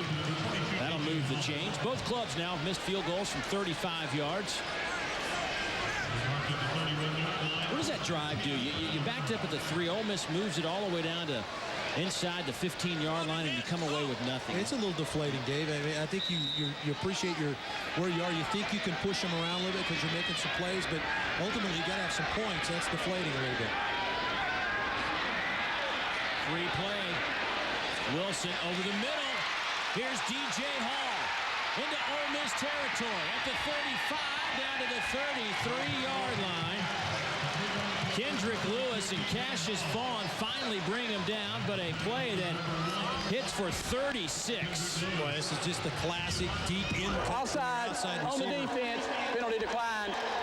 First down. Good job by DJ to push the corner off, and see that creates a separation between the defensive backs and the linebackers, and then he's as good as it gets run after the catch. I've said it before that it's amazing to me that this young man hasn't received any votes for a first-team All-SEC receiver either last year or in the preseason coming into this year. I think he's as talented as anybody in this league. Well, he's a big play guy, and everybody knows when it's crunch time, he's going to be the guy getting the ball. By the way, the man offsides, Parade Jerry moments ago. Back in the air, loose ball! Intercepted Ole Miss. Ashley Palmer comes away with it. Batted in the air by who else but Greg Hardy. Hardy's going to get the assist for the knockout and then the interception by Palmer, but Dustin Luzon does an outstanding job working against Cadell on the left sideline. He holds the ball, waits. Wilson's waiting to throw the ball. That allows Hardy to get in and make the play. Hardy gets chopped by the back. Grant then gets back up and gets on the arm of Wilson, and that's Dustin Luzon on the outside, holding up the receiver, making the quarterback hold the football to allow the pass rush to get there. That's classic, Dave. The two working together. Let's go down to Dave Baker. Arch, the way Hardy. We'll get back to Dave in a moment. Off the left side. And Jarvis Green Ellis to the 35. You could see John Parker Wilson trying to get rid of the football. I mean, he wanted to let it go earlier. Yeah, Muzan does a nice job on the outside, taking away the receiver he wanted, and he allowed Hardy to get there. Let's go down to Dave Baker again. Sorry about that, guys. I can't help but think about the way Greg Hardy is playing and what the coaches were saying yesterday. You know, he's played defense, he's played some offense, but they said he's got to get more consistent, and as a result, he hadn't taken any offensive snaps the last couple of weeks. I think they sat him for a little while last week, sent him a message, and I would say the response today is message received loud and clear. 2 passes broken up, 2 forced fumbles, 7 tackles. Pretty good day. Here's pressure coming, and Adams gets it away. Out to the 45 goes McCluster. That'll be a first down. Gain of 10. What a nice job, Dave, of Seth Adams. Simeon Castile's coming off the blitz out of the secondary, coming from your right side of the screen, right in the QB's face. Does a nice job of throwing the ball under duress, and you get the ball to McCluster in the open field. He does a nice job of making people miss. I think McCluster's glad to be back on the football field after having some neck and shoulder problems and really struggling just to be healthy enough to practice. Yeah, I think number 19 might be more excited than he is. Here's been Jarvis Green Ellis off the left side. Breaks 1 tackle. We'll get 3 or 4 on the carry, but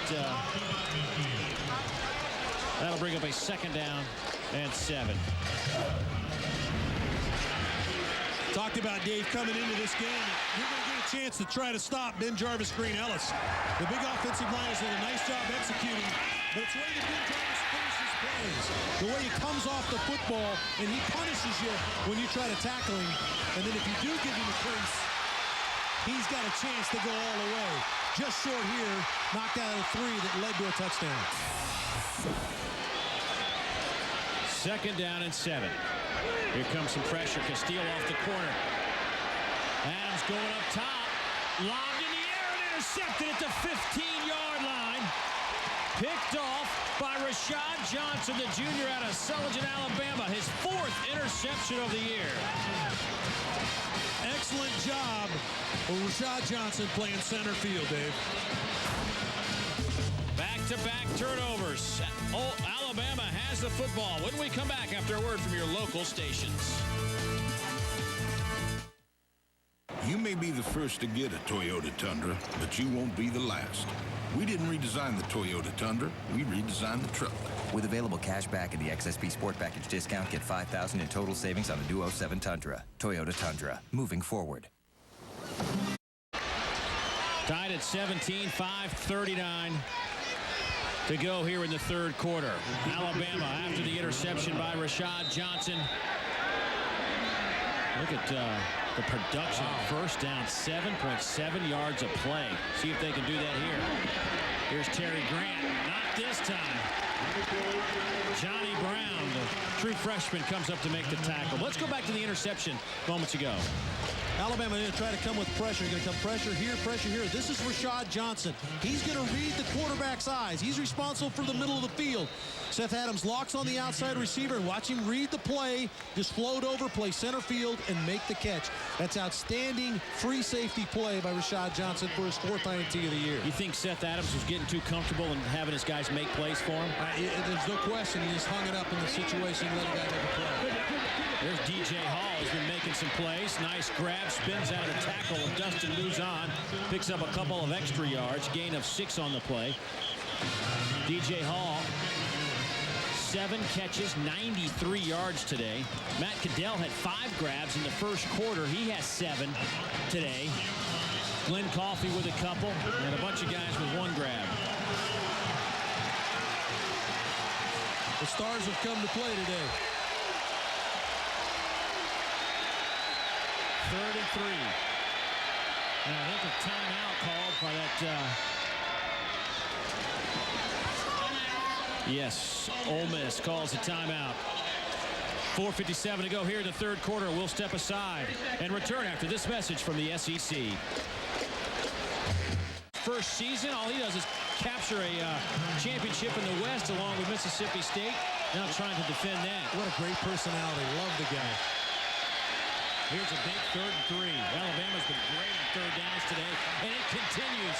And where do they go? But number 22, DJ Hall, out over the 30. That is catch number 8. Yeah, DJ's just working in the slot, and he's just reading coverage. Does an outstanding job of setting it down. Realizes only needs 4 yards for the first down. He's going to look at coverage. Let me see what happens. Okay, he's going to turn. I'm going to set it down right here in this zone. Presents his numbers to his quarterback, and John Parker's on the same page with him for the first down. Yeah, is that a read by him, that particular pattern? Definitely. If it's man coverage, he's going to continue the sideline zone. He sits it down. Look at Alabama on 3rd downs today. I mean, that's an amazing statistic. Pressure comes. Wilson gets hit, lofts it up in the air. Muzan slips. Cadell was in the area as well. Well, Ashley Palmer's going to force John Parker into a poor decision here. Palmer comes on the blitz from the linebacker spot and gets in John Parker's face, and he doesn't have a chance to read that Muzan continues to back off the play. Almost had a chance for the interception. Closed captioning is provided by Chick-fil-A. Check out 40winners.com. 2nd down and 10. Alabama with 337 yards of offense. Adding to that, no, DJ Hall, it was behind him. He tried to stick out the backhand, but he was open down the middle. Yeah, but DJ didn't realize he was as open as he was, Dave. He does not look back for the football. John Parker sees it, reads the coverage. He's just trying to set his receiver down in that hole, and DJ kind of ran through the hole. He's right here. He's just going to run up the field right there. Oh, I'm sorry, he's the next inside guy, my bad. But he runs right up through the middle, and he didn't realize he was open. Probably a clearing route for him. He thought he was taking coverage away from the other receivers. He was wide open. Well, here's another 3rd down. The Tide 9 out of 11. Nickel package, Glenn Coffey in, running back. Here comes some heat. A lot of it. Pass overthrown. That'll bring up a 4th down.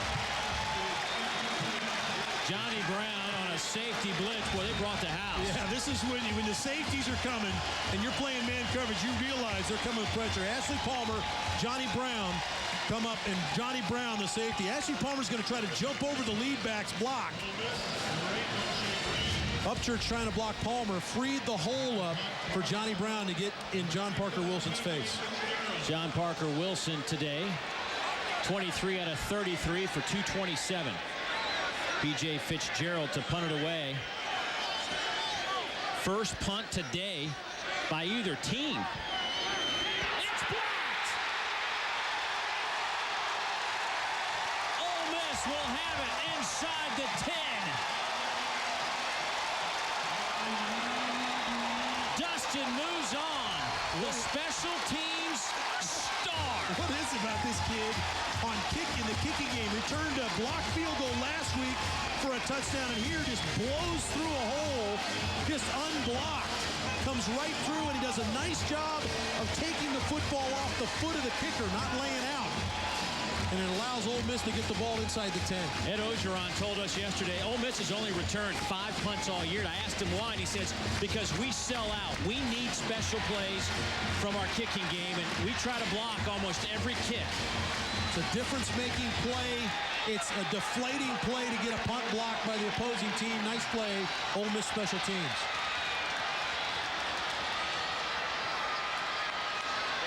Then Jarvis, Green Ellis, flags everywhere. That probably will be a hold against Corey Actis at center.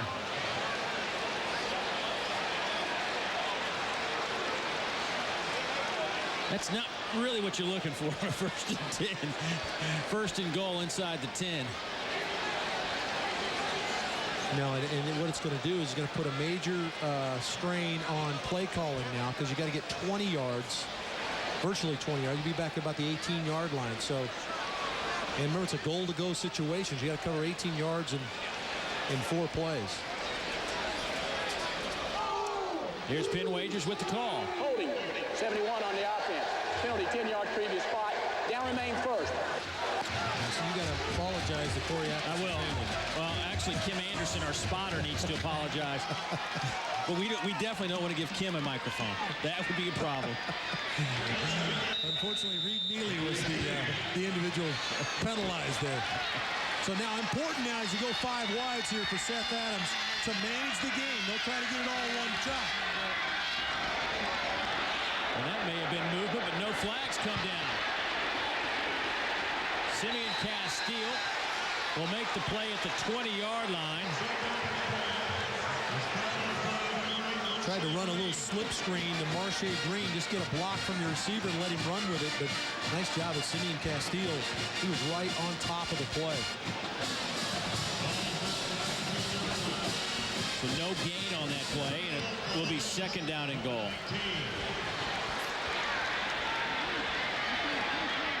That's a hard spot for Dan Werner now. He's got to find a way to chip away at this so you have a shot at the end zone. Remember, Ole Miss just missed a 35-yard field goal, which is close to what they would look at right here. To the tight end, Huff, who gets popped in a loose football. Who's got it? It's a loose football around the 17-yard line. The beanbags came out, and they will say Ole Miss has it. It's a real good read by Seth Adams to get the ball to the tight end. He's going to come open, coming right at you, throw it right at you, catch it in your living room right there. Good job of Huff to catch the football, but then you got to put the football away. Good job. Marcus Carter comes in and jars it out of there. As he gets hit, the ball comes out of there.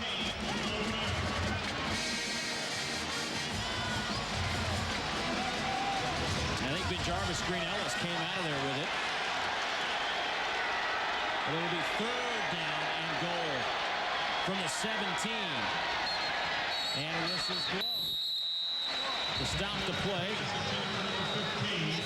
I don't see a flag. We'll see if Prior to the ball being snapped, the previous play is under further review.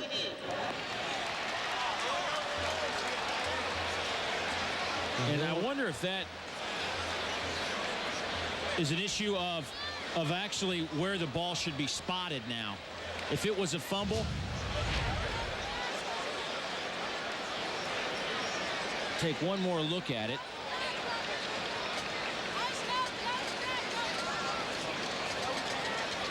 Ball certainly came out late. Can't tell whether he was on the ground before the ball came out. Right, if they say the ball was definitely out. Good hit, jarred it loose. Let's go down to Dave Baker. Arch, this is what we were talking about at the start of the half. This is different than what happened in the first half. If you notice that no beanbags came out, they didn't make a call. So once they didn't rule anybody down, it's reviewable or it's challengeable. Saban didn't pull out the flag, but the guys up in the replay booth decided they wanted to take another look at it. The reason they could do that is because there wasn't any ruling that he was down. Well, the ball certainly is out, Dave. Now becomes who recovers it. And you said BenJarvus Green-Ellis was on top of the play. Marshae Green maybe came in and recovered it.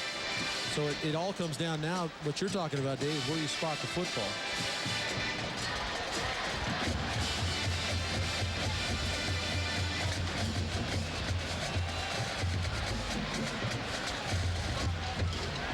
Penn and his crew. I like to call him Primetime Penn now. Ben Wade is our referee today. Done an outstanding job, Dave. They really have. This is such a fast game. You start talking about SEC football and how quickly it moves at the elite of the college level, and to be able to get these bang-bang plays right, they do a nice job. Yeah, there's no question it's a fumble. I think now it's a matter of where are you going to spot.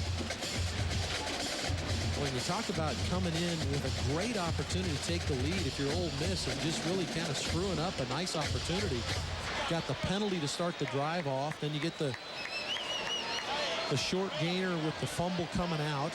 There is Marshae Green to pick it up, not BenJarvus. 17-yard line. Let's go there. They've got it spotted pretty close to the. Right now, the ball spotted just inside the 18-yard line between the 17 and 18. So, I mean, they're pretty close to where the spot should be anyway. You see Coach Saban in the right-hand corner of your screen there. He's coaching hard, talking about where he's supposed to be. After review, the ruling on the field is confirmed. 3rd down. And I think they've spotted it at the correct place as well. So, crew did their job. 23. 2 minutes, 23 seconds.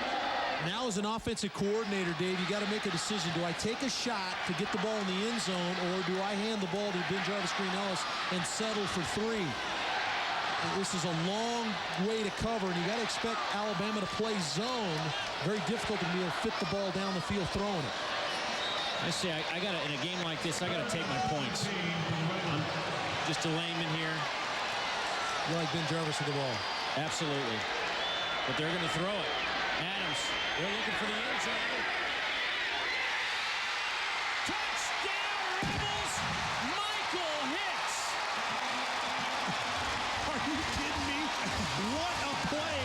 Simeon Castile is all over the coverage, Dave. And it's just Hicks undercutting the corner and taking the ball out of the air. Wow. So much for playing it safe. Let's throw it at the best cornerback on the field.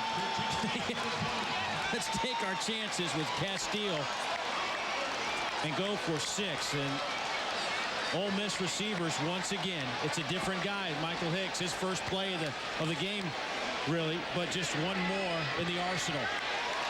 That point after is up and good. I said I wanted the points. I just didn't say how. But now Alabama's got to come back strong on offense with 2:08 to go in the third. But Ole Miss, a big play offense on 3rd and goal from the 17. Strike gold. How about the belief in this guy? Michael Hicks just mentioned he hasn't done anything today. He comes in off the bench and makes the biggest grab of the day. Hicks, his first touchdown of the season for Seth Adams. That gives him a dozen touchdown passes. And, I mean, Castile even had his hands on the football. Hicks just took it away. Hicks, 6'3", 215-pounder from Jacksonville, Florida. Went right over the 6-foot Simeon Castile. And you can't do much from a coaching standpoint when you dial up the right defense. And they had what they needed on there. They took away that throw. It was just an individual play by Hicks to go take the ball away from Castile. I'm impressed with this receiving corps at Ole Miss. I mean, they've got... Obviously, this was a struggling offense a year ago, and the numbers, you look at the numbers this year, and they're not impressive unless you compare them to where they were in 06. Right. And part of that is because they've got playmakers. And how about this entire receiving corps coming back next year? Ooh. Uh-oh. And your quarterback, take that back, Adams, a senior. They got a youngster they're pretty excited about around here. Yes. Here's Arenas, still on his feet to the 35-yard line. Yeah, Jevin Sneed, the transfer from Texas, waiting in the wings. Next Saturday at 12:30 Eastern, we'll either be in Lexington for a top 20 matchup between Tim Tebow and Florida against Andre Woodson and Kentucky. Or we'll head over to Tuscaloosa as Eric Ainge and number 25 Tennessee take on the Crimson Tide and DJ Hall. Tennessee, Alabama, Florida, Kentucky. You can't go wrong. Be sure to log on to lfsports.com and click on the Regions Bank Road Trip Planner for the quickest routes and all the information you need traveling around the SEC. All right, so good field position for Alabama out the 35-yard line. Plenty of time. Is it just kind of grind it out a little bit? It's a little bit of a surprise. Alabama's gotten away from their running game a little bit. Flags are down. Wilson dropped. Greg Hardy with another play, but flags are down at the line of scrimmage.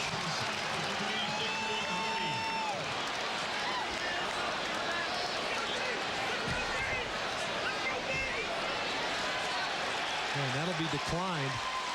Take the sack.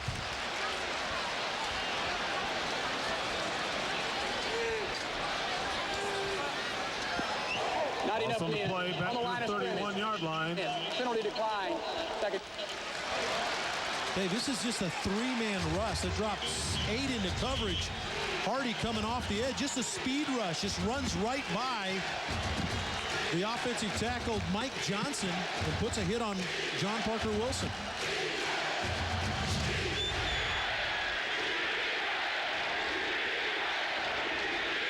Wilson hit as he throws.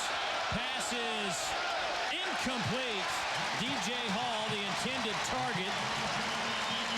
But not a lot of time in the pocket for DJ Hall, or excuse me, for John Parker Wilson today. Marcus Tillman gets the pressure right up the gut as he hits John Parker Wilson he tries to throw it, and that's why this ball is low. Hall tries to go down for it, but it goes right through his hands and touches the ground. 60,000 on hand here at Vaught Hemingway Stadium, making a lot of noise now. On 3rd and 14.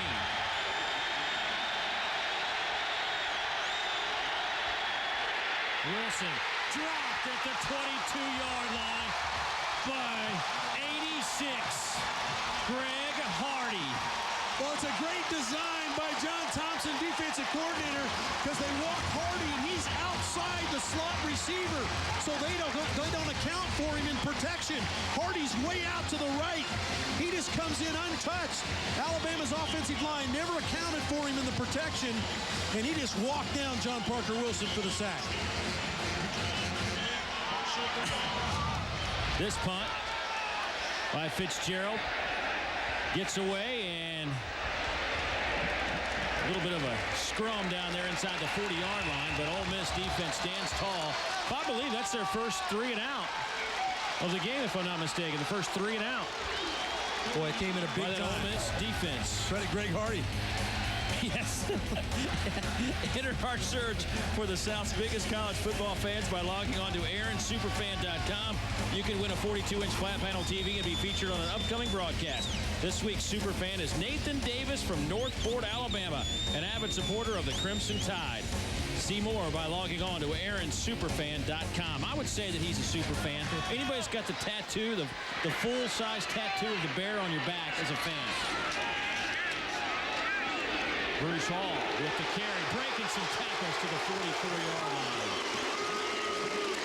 You know, so often a defense can spark an offense. There haven't been that many sparks by this Ole Miss defense. There have been a few here and there, but that 3 and out was almost like a turnover. It certainly did, and it was a great opportunity for them to get them off the field, put your offensive hot back on the field.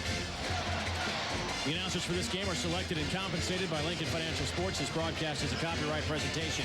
Any use of this broadcast without the express permission of the Southeastern Conference and Lincoln Financial Sports is prohibited. 2nd down and 4. This time, Hall only able to grab a yard. And that will do it for the 3rd quarter. 2 touchdowns by the Ole Miss Rebels here in the 3rd quarter has erased a 7-point deficit and given the Rebs and their fans a 7-point advantage. We've told you from the get-go this would be a big play game against 2 traditional SEC powers. It'll continue. 4th quarter football on the way.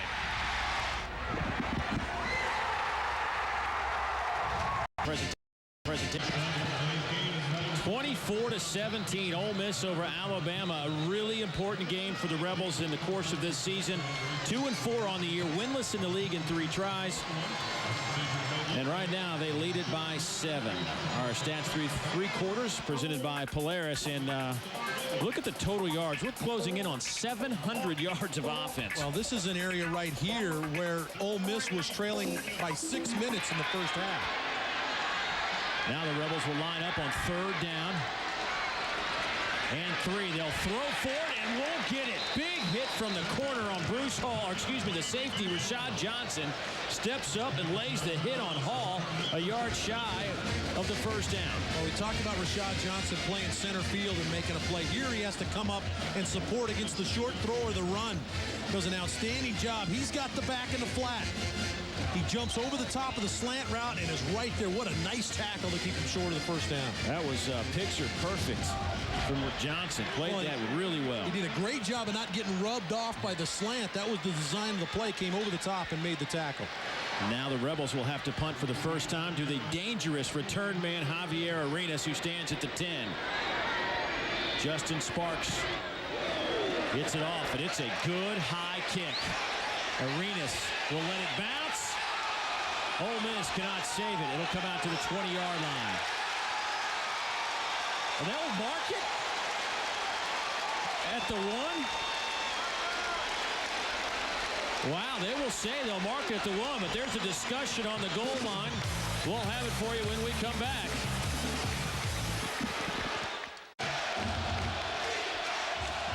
24-17. Ole Miss leading. Here's a look at that punt.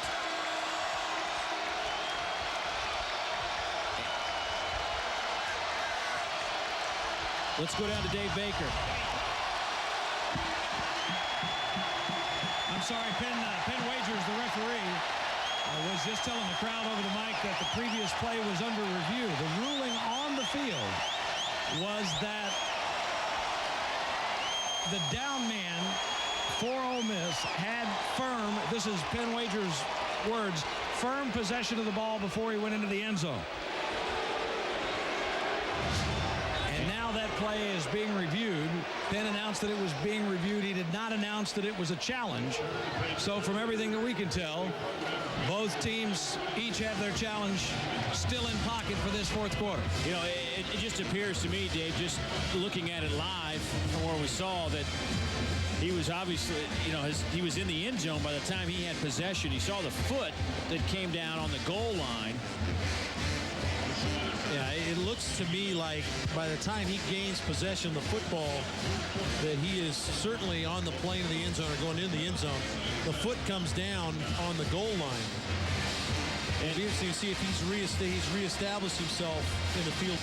You know, once again, the ruling on the field is that the ball should be placed at the one. He had possession, et cetera, so it has to be indisputable to overturn it. Our angle may not give it an opportunity to be indisputable. And Dave, I think one of the important points is when we had Rogers Redding on our pregame show today, he was talking about the fact that Rob's probably got that graphic if he doesn't have it up already, but there have only been like about 24% of the replays that have been overturned, and what that shows is that guys get it right a lot more than they get it wrong. But while there was a lot of fear initially about replay, I think what it's done not only here at college, Dave Archer, but in the pros as well, it's just been another tool to make sure that the guys on the field get it right. Boy, and they get it right a lot, don't they, Buzz? You just said it. They don't reverse very many of these. And in looking at the shots that we have, there is some evidence to show that Cassius Vaughn comes down with this ball before he goes into the end zone. And there's an official right on the spot. So you got to like your chances here because they've done a nice job all day. I tell you what, this is a big moment in the game right here. Do you get the football down at the one or not?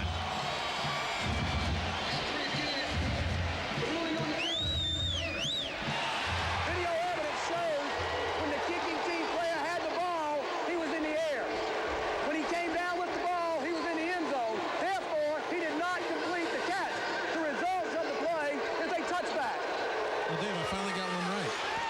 You got to reestablish yourself in the field to play with the ball. Now, your momentum can carry you into the end zone in the college game, but you must establish yourself in the field to play.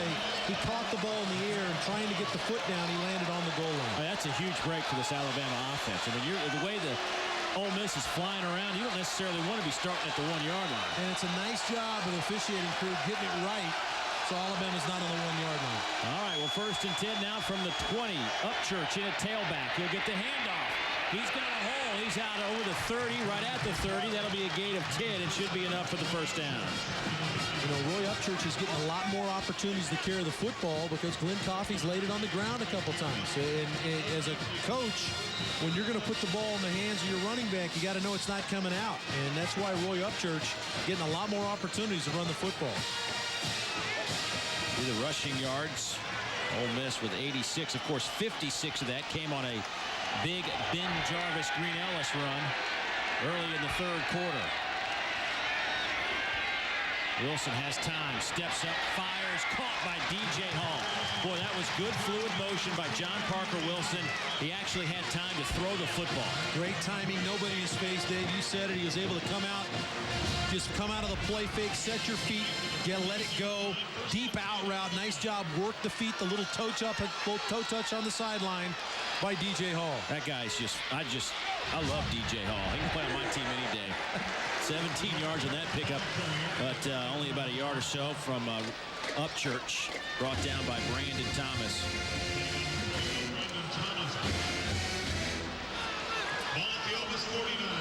Well, we thought we'd have a good one. It's been a great football game and a great setting, a great day. We were here a few weeks ago when Ole Miss gave the Gators all they wanted before losing 30-24. Here's Terry Grant. Strung out nicely by the men in blue. Wow. What a play by Ashley Palmer. The linebacker scrapes over the top and plays off the block of Marlon Davis and tackles the back while he's being blocked. What a nice play. He's really played well. Came in averaging almost 10 tackles a game, which was second in the SEC. Got 7 tackles today and an interception.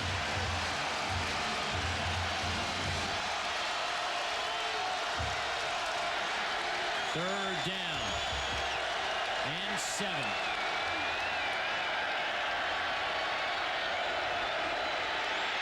Drops at the 41. Guess who? Greg Hardy. Well, Dave, this has got to be a breakdown in protection because I'm fairly sure that Major Applewhite doesn't want Terry Grant blocking Hardy. They show blitz. Johnny Brown bluffs the blitz, which makes the tackle take the most dangerous man, which is the safety, and Hardy comes off the edge against Grant for the sack. But you talk about a guy that's been unblockable today. Fair catch called for. Looked like maybe just shielding the sun. It looked like the right hand was waved up. Marshae Green bouncing around. He's down at the 5 and dropped there. That didn't look right from the get-go. So now Ole Miss is backed up. Back after this.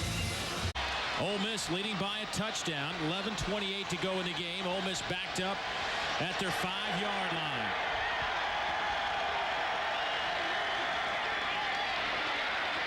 Green Ellis, gain of about 3 on the play. Let's go back to Greg Hardy and the difference he made on that last possession. Well, what you don't want is you don't want Greg Hardy, who's right here. Here's the safety. He's showing blitz. You don't want Terry Grant, number 29, having to block the defensive end. He slides out. He's got no chance to block Greg Hardy, and that was all by the design. John Thompson shows blitz, makes the tackle Johnson step down to take the blitz away. Hardy comes off the edge. Look at that. 11 tackles, 3 sacks. Not to mention 2 forced fumbles, and he's broken up 2 passes already as well.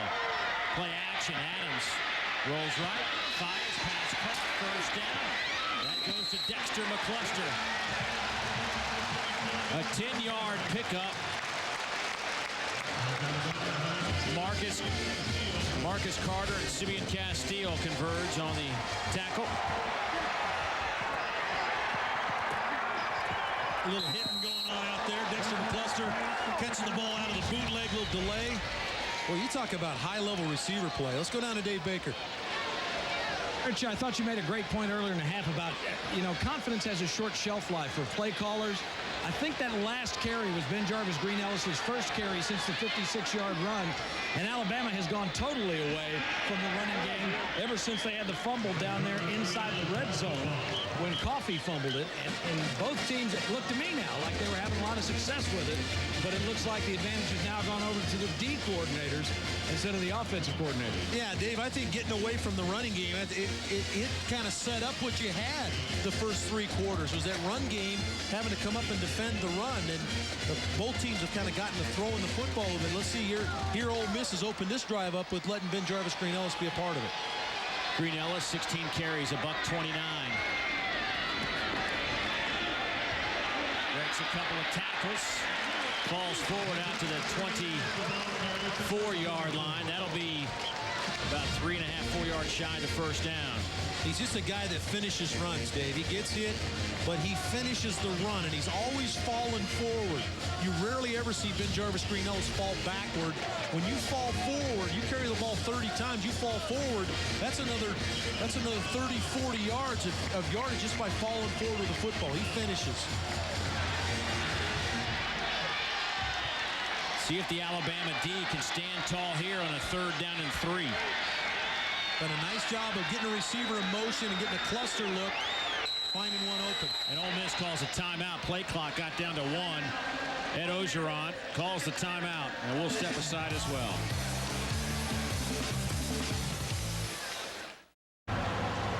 Today's game is brought to you by Alltel, the official wireless partner of fans. Looking at a 3rd down and 3 after the Ole Miss timeout on a gorgeous day here in Oxford. Adams. Batted. Oh, nearly picked off by Prince Hall. It was batted in his direction by Wallace Gilberry. I don't think that Prince Hall saw it coming until it was too late. Yeah, the read took Seth Adams to his right. He's going to try to get the ball to the tight end.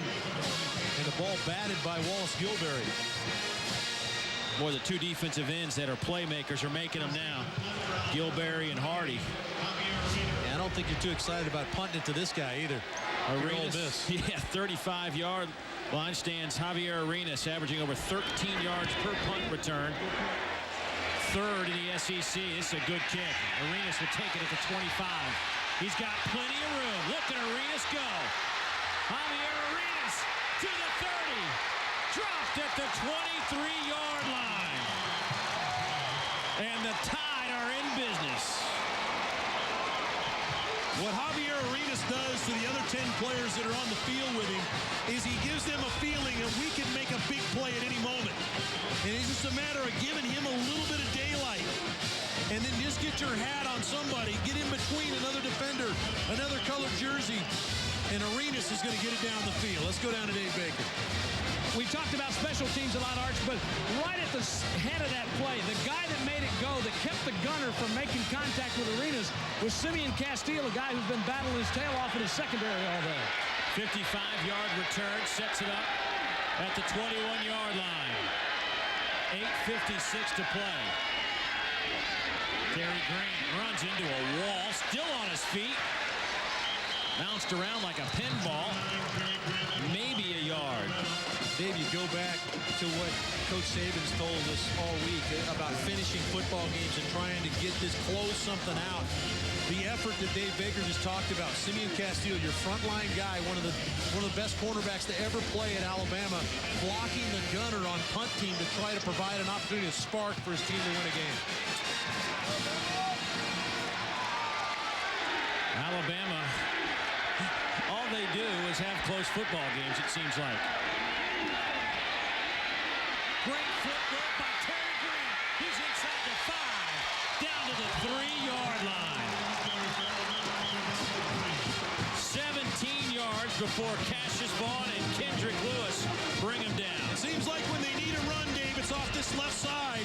Nick Walker, the big tight end, seals it, number 88, and that allows Terry Grant to get to the outside. Walker works so well with Antoine Smith on that side, but Nick Walker got the key block to seal the edge.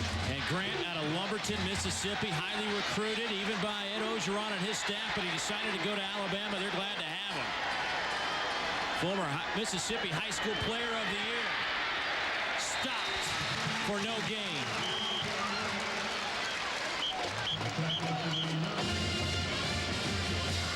Let's take a look at our Haviland defensive shield and Ole Miss red zone defense. 23 scores allowed and 34 opportunities. That percentage just over 67%. That's the best number in the league. And Greg Hardy just stepped up and made another play, Dave, so their shield has been number 86.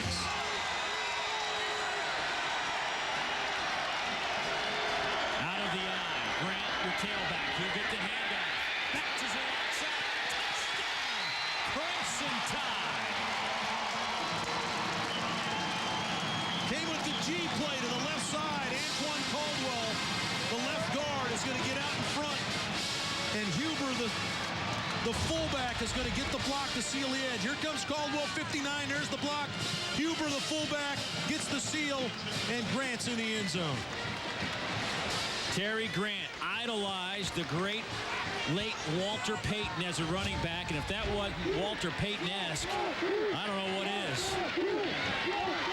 One after up and good from Lee Tiffin.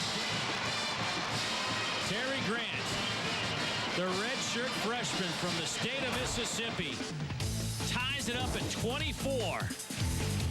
Something tells me this could go down to the last play for the 3rd straight year. Stay with us.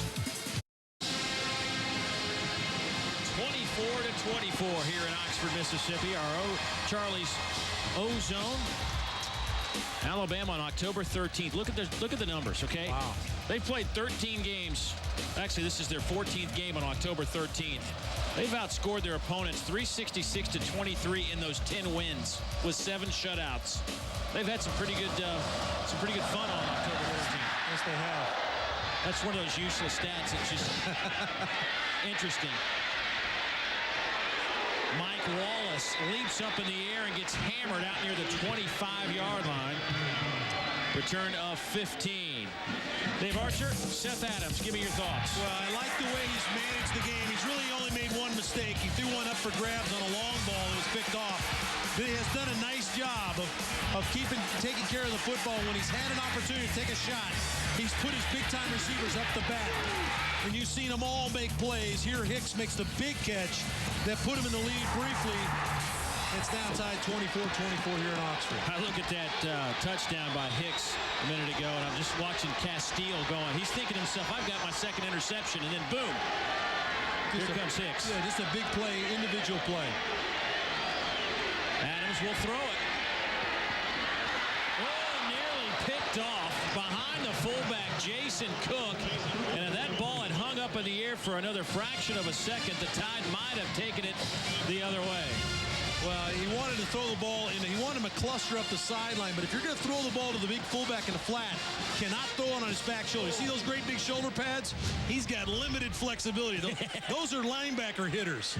They're not the rotators where you can make a grab behind you. You got to get the ball out in front of the fullback. That was Keith Saunders, 94, that was close to that football for the Crimson Tide.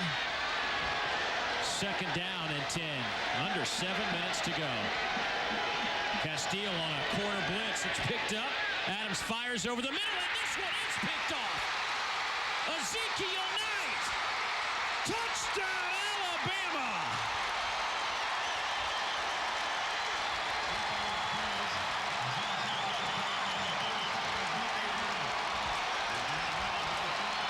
They will mark it, it appears,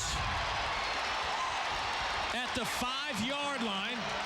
But Zeke Knight with the big pick. Marcus Carter gets the big hit, Dave, that jars it out. Seth Adams, it's a good throw over the middle, but it's in traffic. And you see the foot.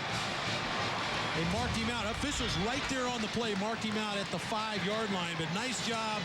The big hit from Marcus Carter jarred it out of there. And Ezekiel Knight, former wide receiver, sucks it in and goes down the sideline.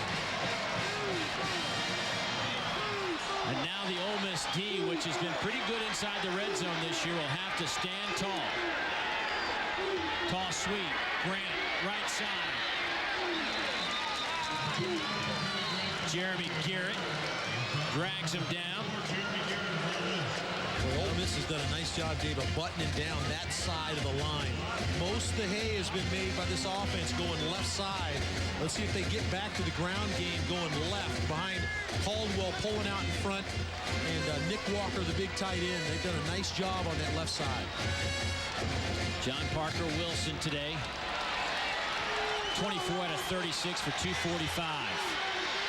Terry Grant has 65 yards on the ground. Coffee 41. They'll work out of the eye. Here's Grant. He's met in the backfield, lost 4.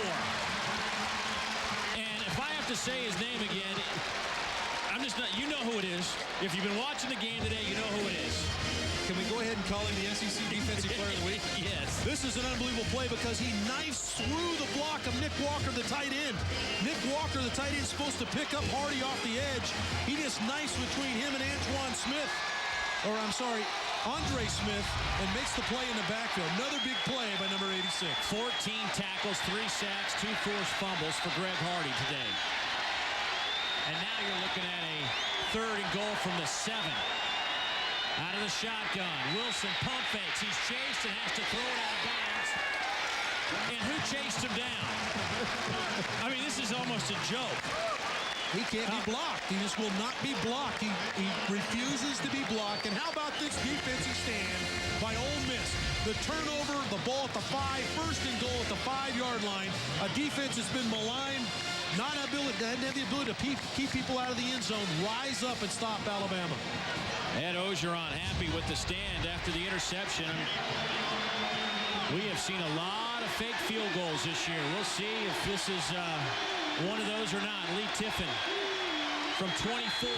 It's on the way. And this one is good. And Alabama has retaken the lead, 27-24.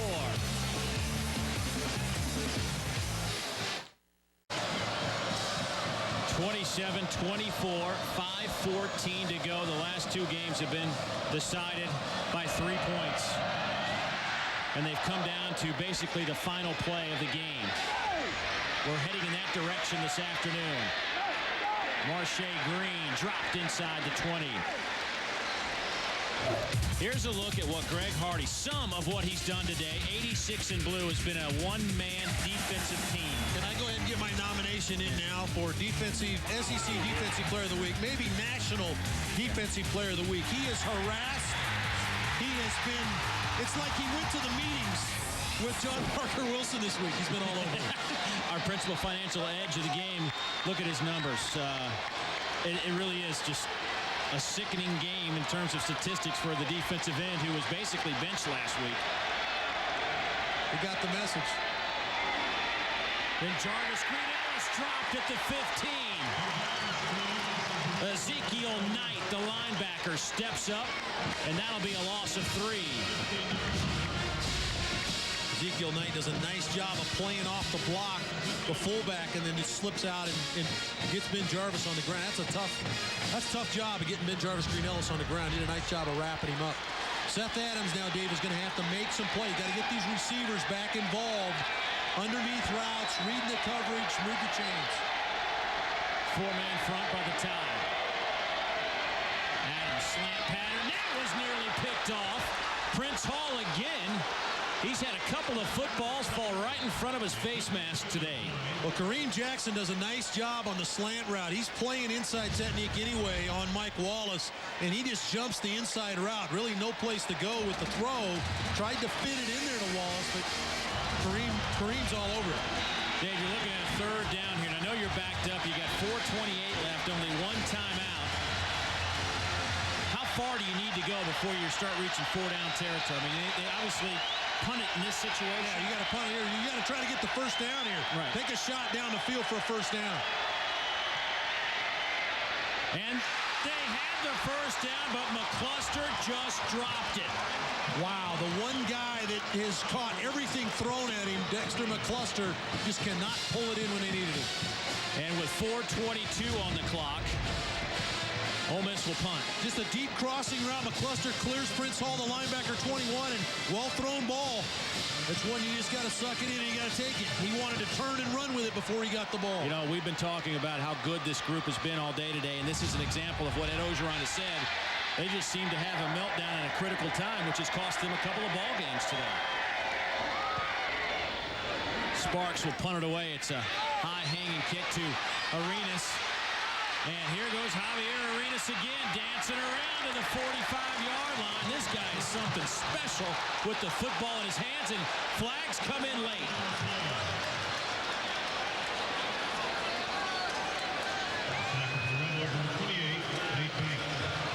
And again, what Dave Baker was talking about earlier, Dave, Simeon Castile does a great job on the gunner on the outside to give Arenas an open look after he catches the ball. Oh boy, that goes against Ole Miss. And that's a personal foul, and that will give them 15 more yards. And that almost puts them in field goal range before they snap it. After the play is over. Personal foul.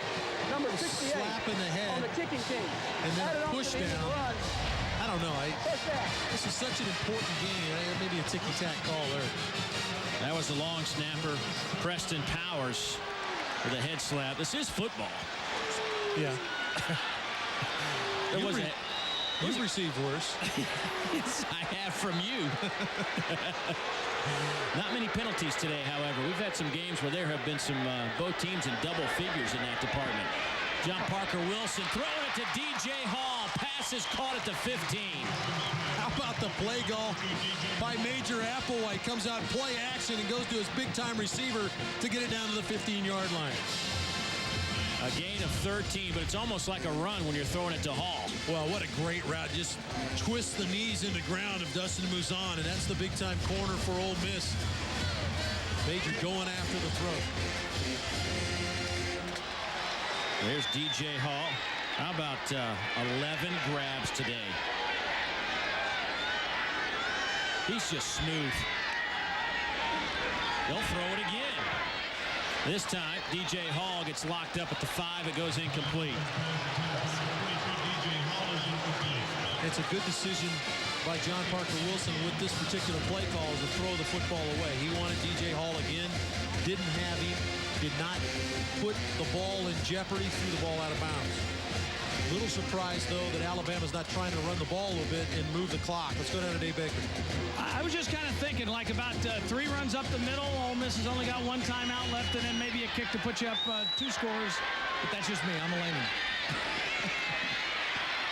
Grant hit at the line of scrimmage. That's well played by Jamie Phillips, the outside linebacker. He's made a number of plays today, the sophomore linebacker. Did a nice job there. Phillips has 8 stops this afternoon. He had a career high of 11 tackles against Florida 3 weeks ago. Well, this is where you're asking John Parker Wilson to manipulate the clock a little bit. Maybe the draw play to Terry Grant here.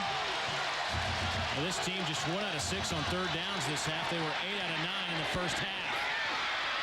Pass is caught by McCoy inside the 10, but shy of the first down. Well, they stand up and throw the ball to the outside, just a quick hitch route, but this is not what Coach Saban wanted McCoy to do, was to go out of bounds. You're short of the first down, just stay in bounds. Good job of Terry Grant, the little running back, steps up, got a really good block for John Parker Wilson.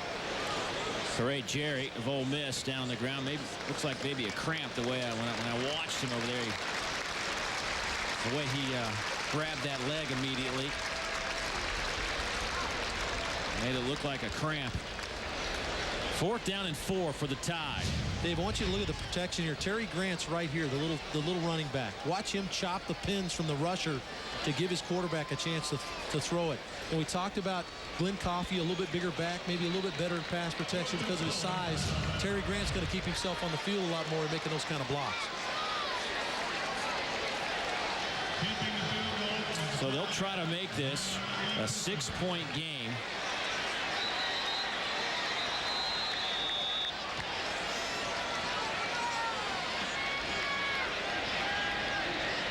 They will reset. I think somebody might have knocked that football. They'll reset the football at the proper line of scrimmage. And that's where Alabama will get it started. A 26-yard attempt. He's made from 27 and 24. Lee Tiffin. It's a fake. And Ole Miss reads it. And Greg Hardy stepped up and made the play. This is a game like any other I've ever seen. I've never seen a lineman, a defensive lineman, have this kind of an impact in a football game. He's been phenomenal. And I'm not sure why you fake here, Davey. You go for the fake, obviously trying to win the football game right here, put it out of reach. But if you kick the field goal, now you force Ole Miss to go the length of the field to score a touchdown to try to win it.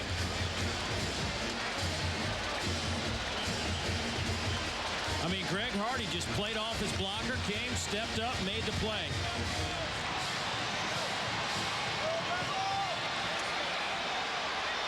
And remember, Ole Miss only 1 timeout as they take over at the 20. Adams fires through the hands of McCluster. Dave, what's going to happen in the passing game now is you're going to have to get Seth Adams in the shotgun, and you're going to have to throw intermediate-type routes. What's happening is Alabama is playing bump and run press coverage. They're taking away all the little quick, short throws. Got to stretch the field a little bit more and throw the ball down the field. There's the offensive coordinator, Dan Warner. See what he dials up right here on a 2nd down and 10. 3:02 to play.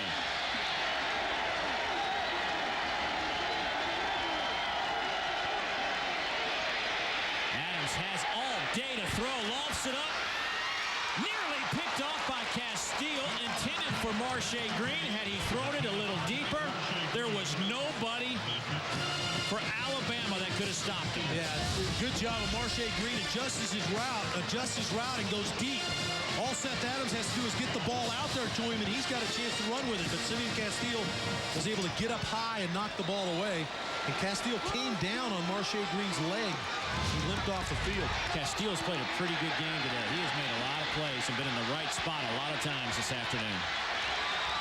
We got to figure at some point, Dave, Mike Wallace comes in and becomes part of the mix. He's the big play wide receiver on this team. Number 2 for Ole Miss. Here's Adams. He's dropped at the 12, and a flag comes in the process. Wallace Gilberry, 92. The senior out of Bay Minette, Alabama. Holding number 60 on the offense. That penalty declined. 4th down.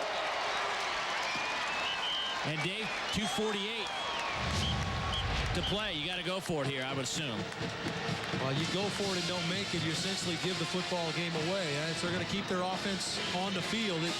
Boy, the sack really obviously multiplied the problems for this offense now. 4th down, 16 yards to go. Only one timeout for Ole Miss. This is it right here, your ball game if they don't get the first down. 4th and 16.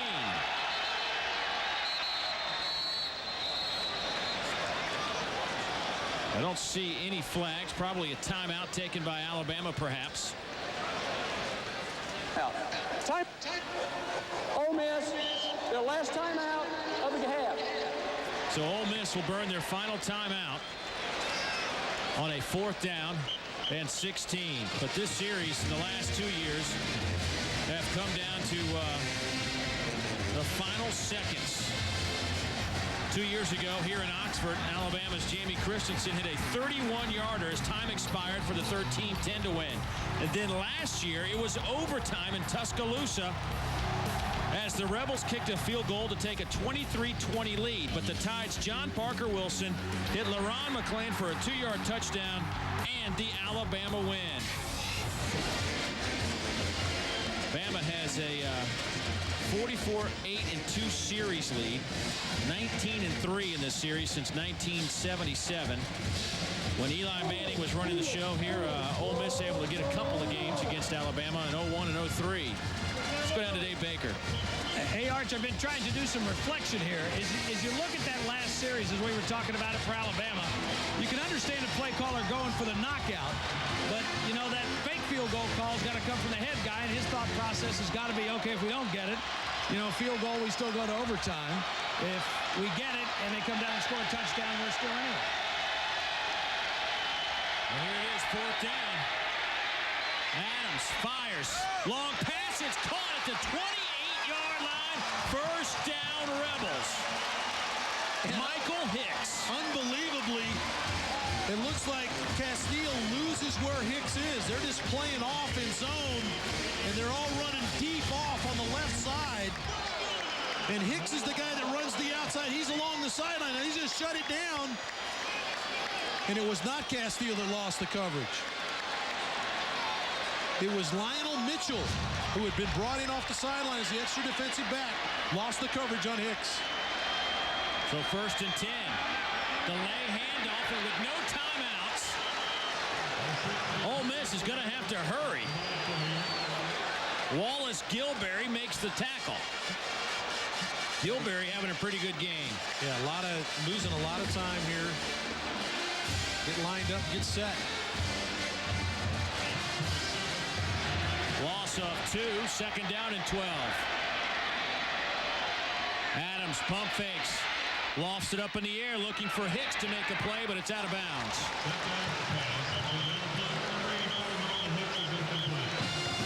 Alabama's doing a really good job, Dave, on the man coverage. You'd think that maybe they'd be in zone, but they're not willing to give up any yards. They're playing tight man-to-man coverage, and Seth Adams is having a tough time finding somebody separating, and he had to throw the football away there.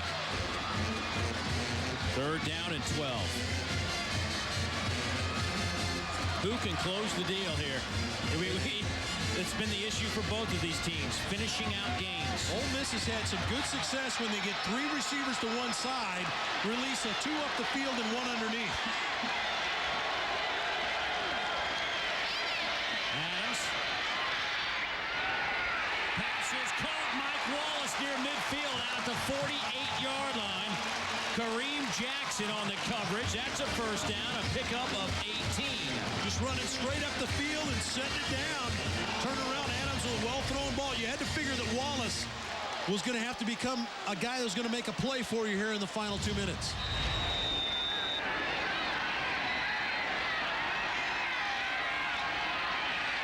Over the middle, pass is caught by McCluster at the 35. Clock stops at 1:14. Castile drags him down. Does a good job of fighting to the inside. Castile's trying to wall him off. He doesn't want him in there, but McCluster fights across his face and gets to the inside. Good throwing lane for Adams. Seth Adams, 21 out of 37 for 265. First down and 10.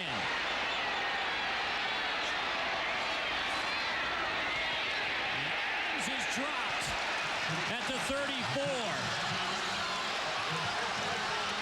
Rashad Johnson steps up from a safety spot and makes the tackle, and the clock goes under a minute. No timeouts for the Rebels. Here's Adams going to the wide side. Through the hands of Shea Hodge. Stops the clock at 40 seconds. See what happens here now, Dave, is your receivers have run a number of routes up the field. You've had some incompletions. They've had to come back. And so your receivers are winded right now, so their ability to separate is handicapped dramatically. Hicks comes in off the sideline to spell Wallace. Wallace is tired, so look for Hicks to have a chance. Fresh legs coming off the bench to maybe have a chance to separate. Hicks is right here in the slot.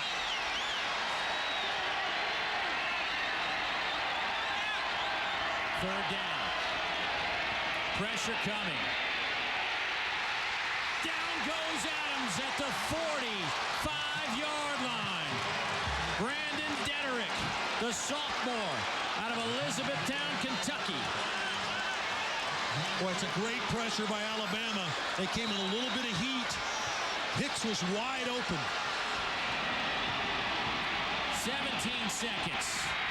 Adams going for it all. And intercepted. Caught inside the 5-yard line by Shea Hodge. That'll stop the clock with 7 seconds remaining. Yeah, you got to come up as an offense and kill it right here. A little clock play to stop it. It'll give this offensive coordinator, Dan Werner, a chance to figure a play out. He's searching right now in his mind for a play. What a grab by Shea Hodge. Yeah, the question is does the receiver go out of bounds?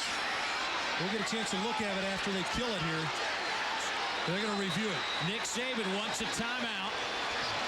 And I think he's going to give the timeout was used to give the replay officials and the officials an opportunity to review this play. No question, David. The question is, does Shea Hodge go out of bounds? 30-second timeout. And that was my question initially. He takes the ball away from Lionel Mitchell because you called it right, Dave. Mitchell picked it off, and he took it from him. But does Shea Hodge go out of bounds prior to making a catch? Yes, he does. Absolutely. Yes, he does. And this ball will go back to Alabama. As a 4th down play, Alabama will have the ball out near midfield to finish it. Boy, wait till if this is overturned, this crowd is going to make some noise. What an outstanding play to play on the ball by Shea Hodge. This does not save the room on the sideline. Got pushed out. He got kind of moved out of bounds by Lionel Mitchell. Mitchell does a nice job of fighting for the ball. Hey, Hodge comes up with it.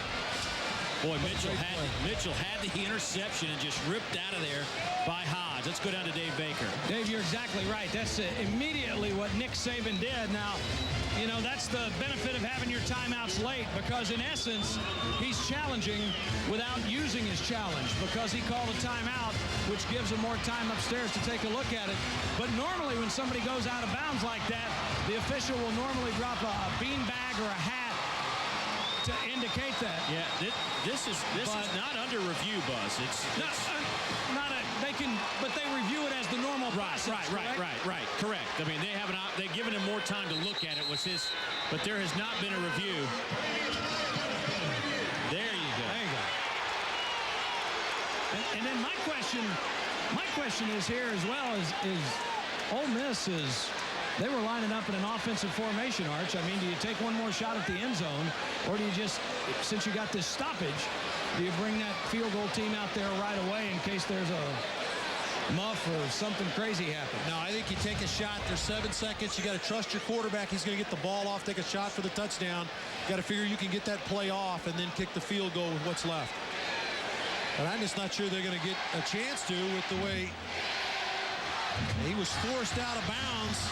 Did he come back inside or establish himself? I don't know. I guess that would be the same scenario in terms of whether it was established or not as the incident we had down on the goal line with the touchback, no touchback. Yeah, on a punt early in this game. It's been a few minutes replaying that. They initially spotted it at the 1, but after review, they said it was a touchback, brought it out to the 20-yard line. Boy, we have seen it all this afternoon. I mean, we have seen just about everything you could see in a football game. Just another ho-hum Saturday in the league. Boy, this is, I mean, if you're on either one of these sidelines, these staffs, they spend so many hours every week trying to get their team ready, and, you know, you're living and dying by this moment right here. And Nick Saban did a nice job of trying to delay this game enough to where they could check it upstairs. Coach O, we talked to Coach O yesterday. I got a chance to visit with him right before the walkthrough yesterday, and he talked about he just knew his team was ready to play today. Boy, they certainly have been. And Mitchell has the interception. I mean, that is his for the taking.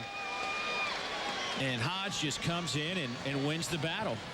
But will it be for naught? They're still looking at it. Pin wagers down on the field. Our referee today, Doyle Jackson, our replay official. I'm confused on the rule, Dave. If he, you know, can he come out of bounds after being forced out? If he reestablishes himself in the field of play and then catches the football, is he still an eligible receiver?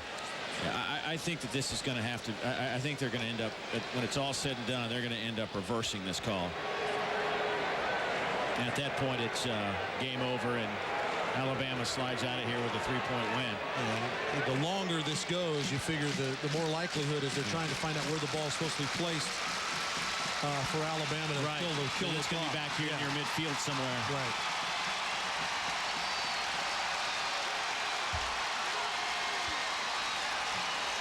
There's just something about this game lately, and there's something about Alabama. I mean, Nick Saban said it last week. He is this great for the fans. You never want to leave early when the Tide are playing.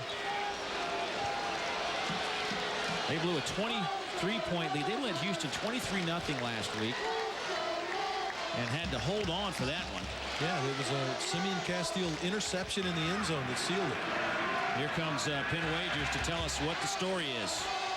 After review, the replay is being reversed.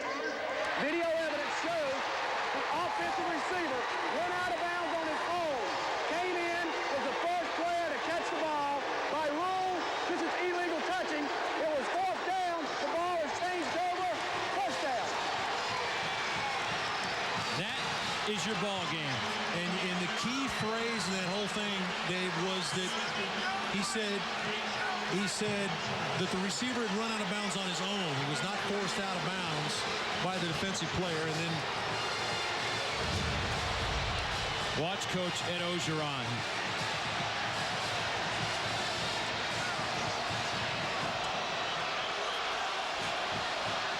They will spot the ball back at the 45, and it really is irrelevant where the spot is. Right. But all you need to do is take a knee, and this one is over. There's a lot of debris being tossed into the end zone in that student section, and that is the area that Alabama will leave the field. I hope that the people around here can get that cleaned up. You do not need to end the football game on that note. That is for sure.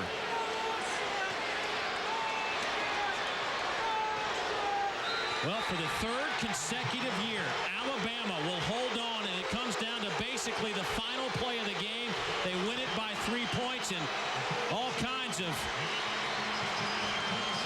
stuff, I guess you could say, is coming down from the stands, and it is not a pretty sight. But Alabama gets out of here with a 3-point win over the Rebels.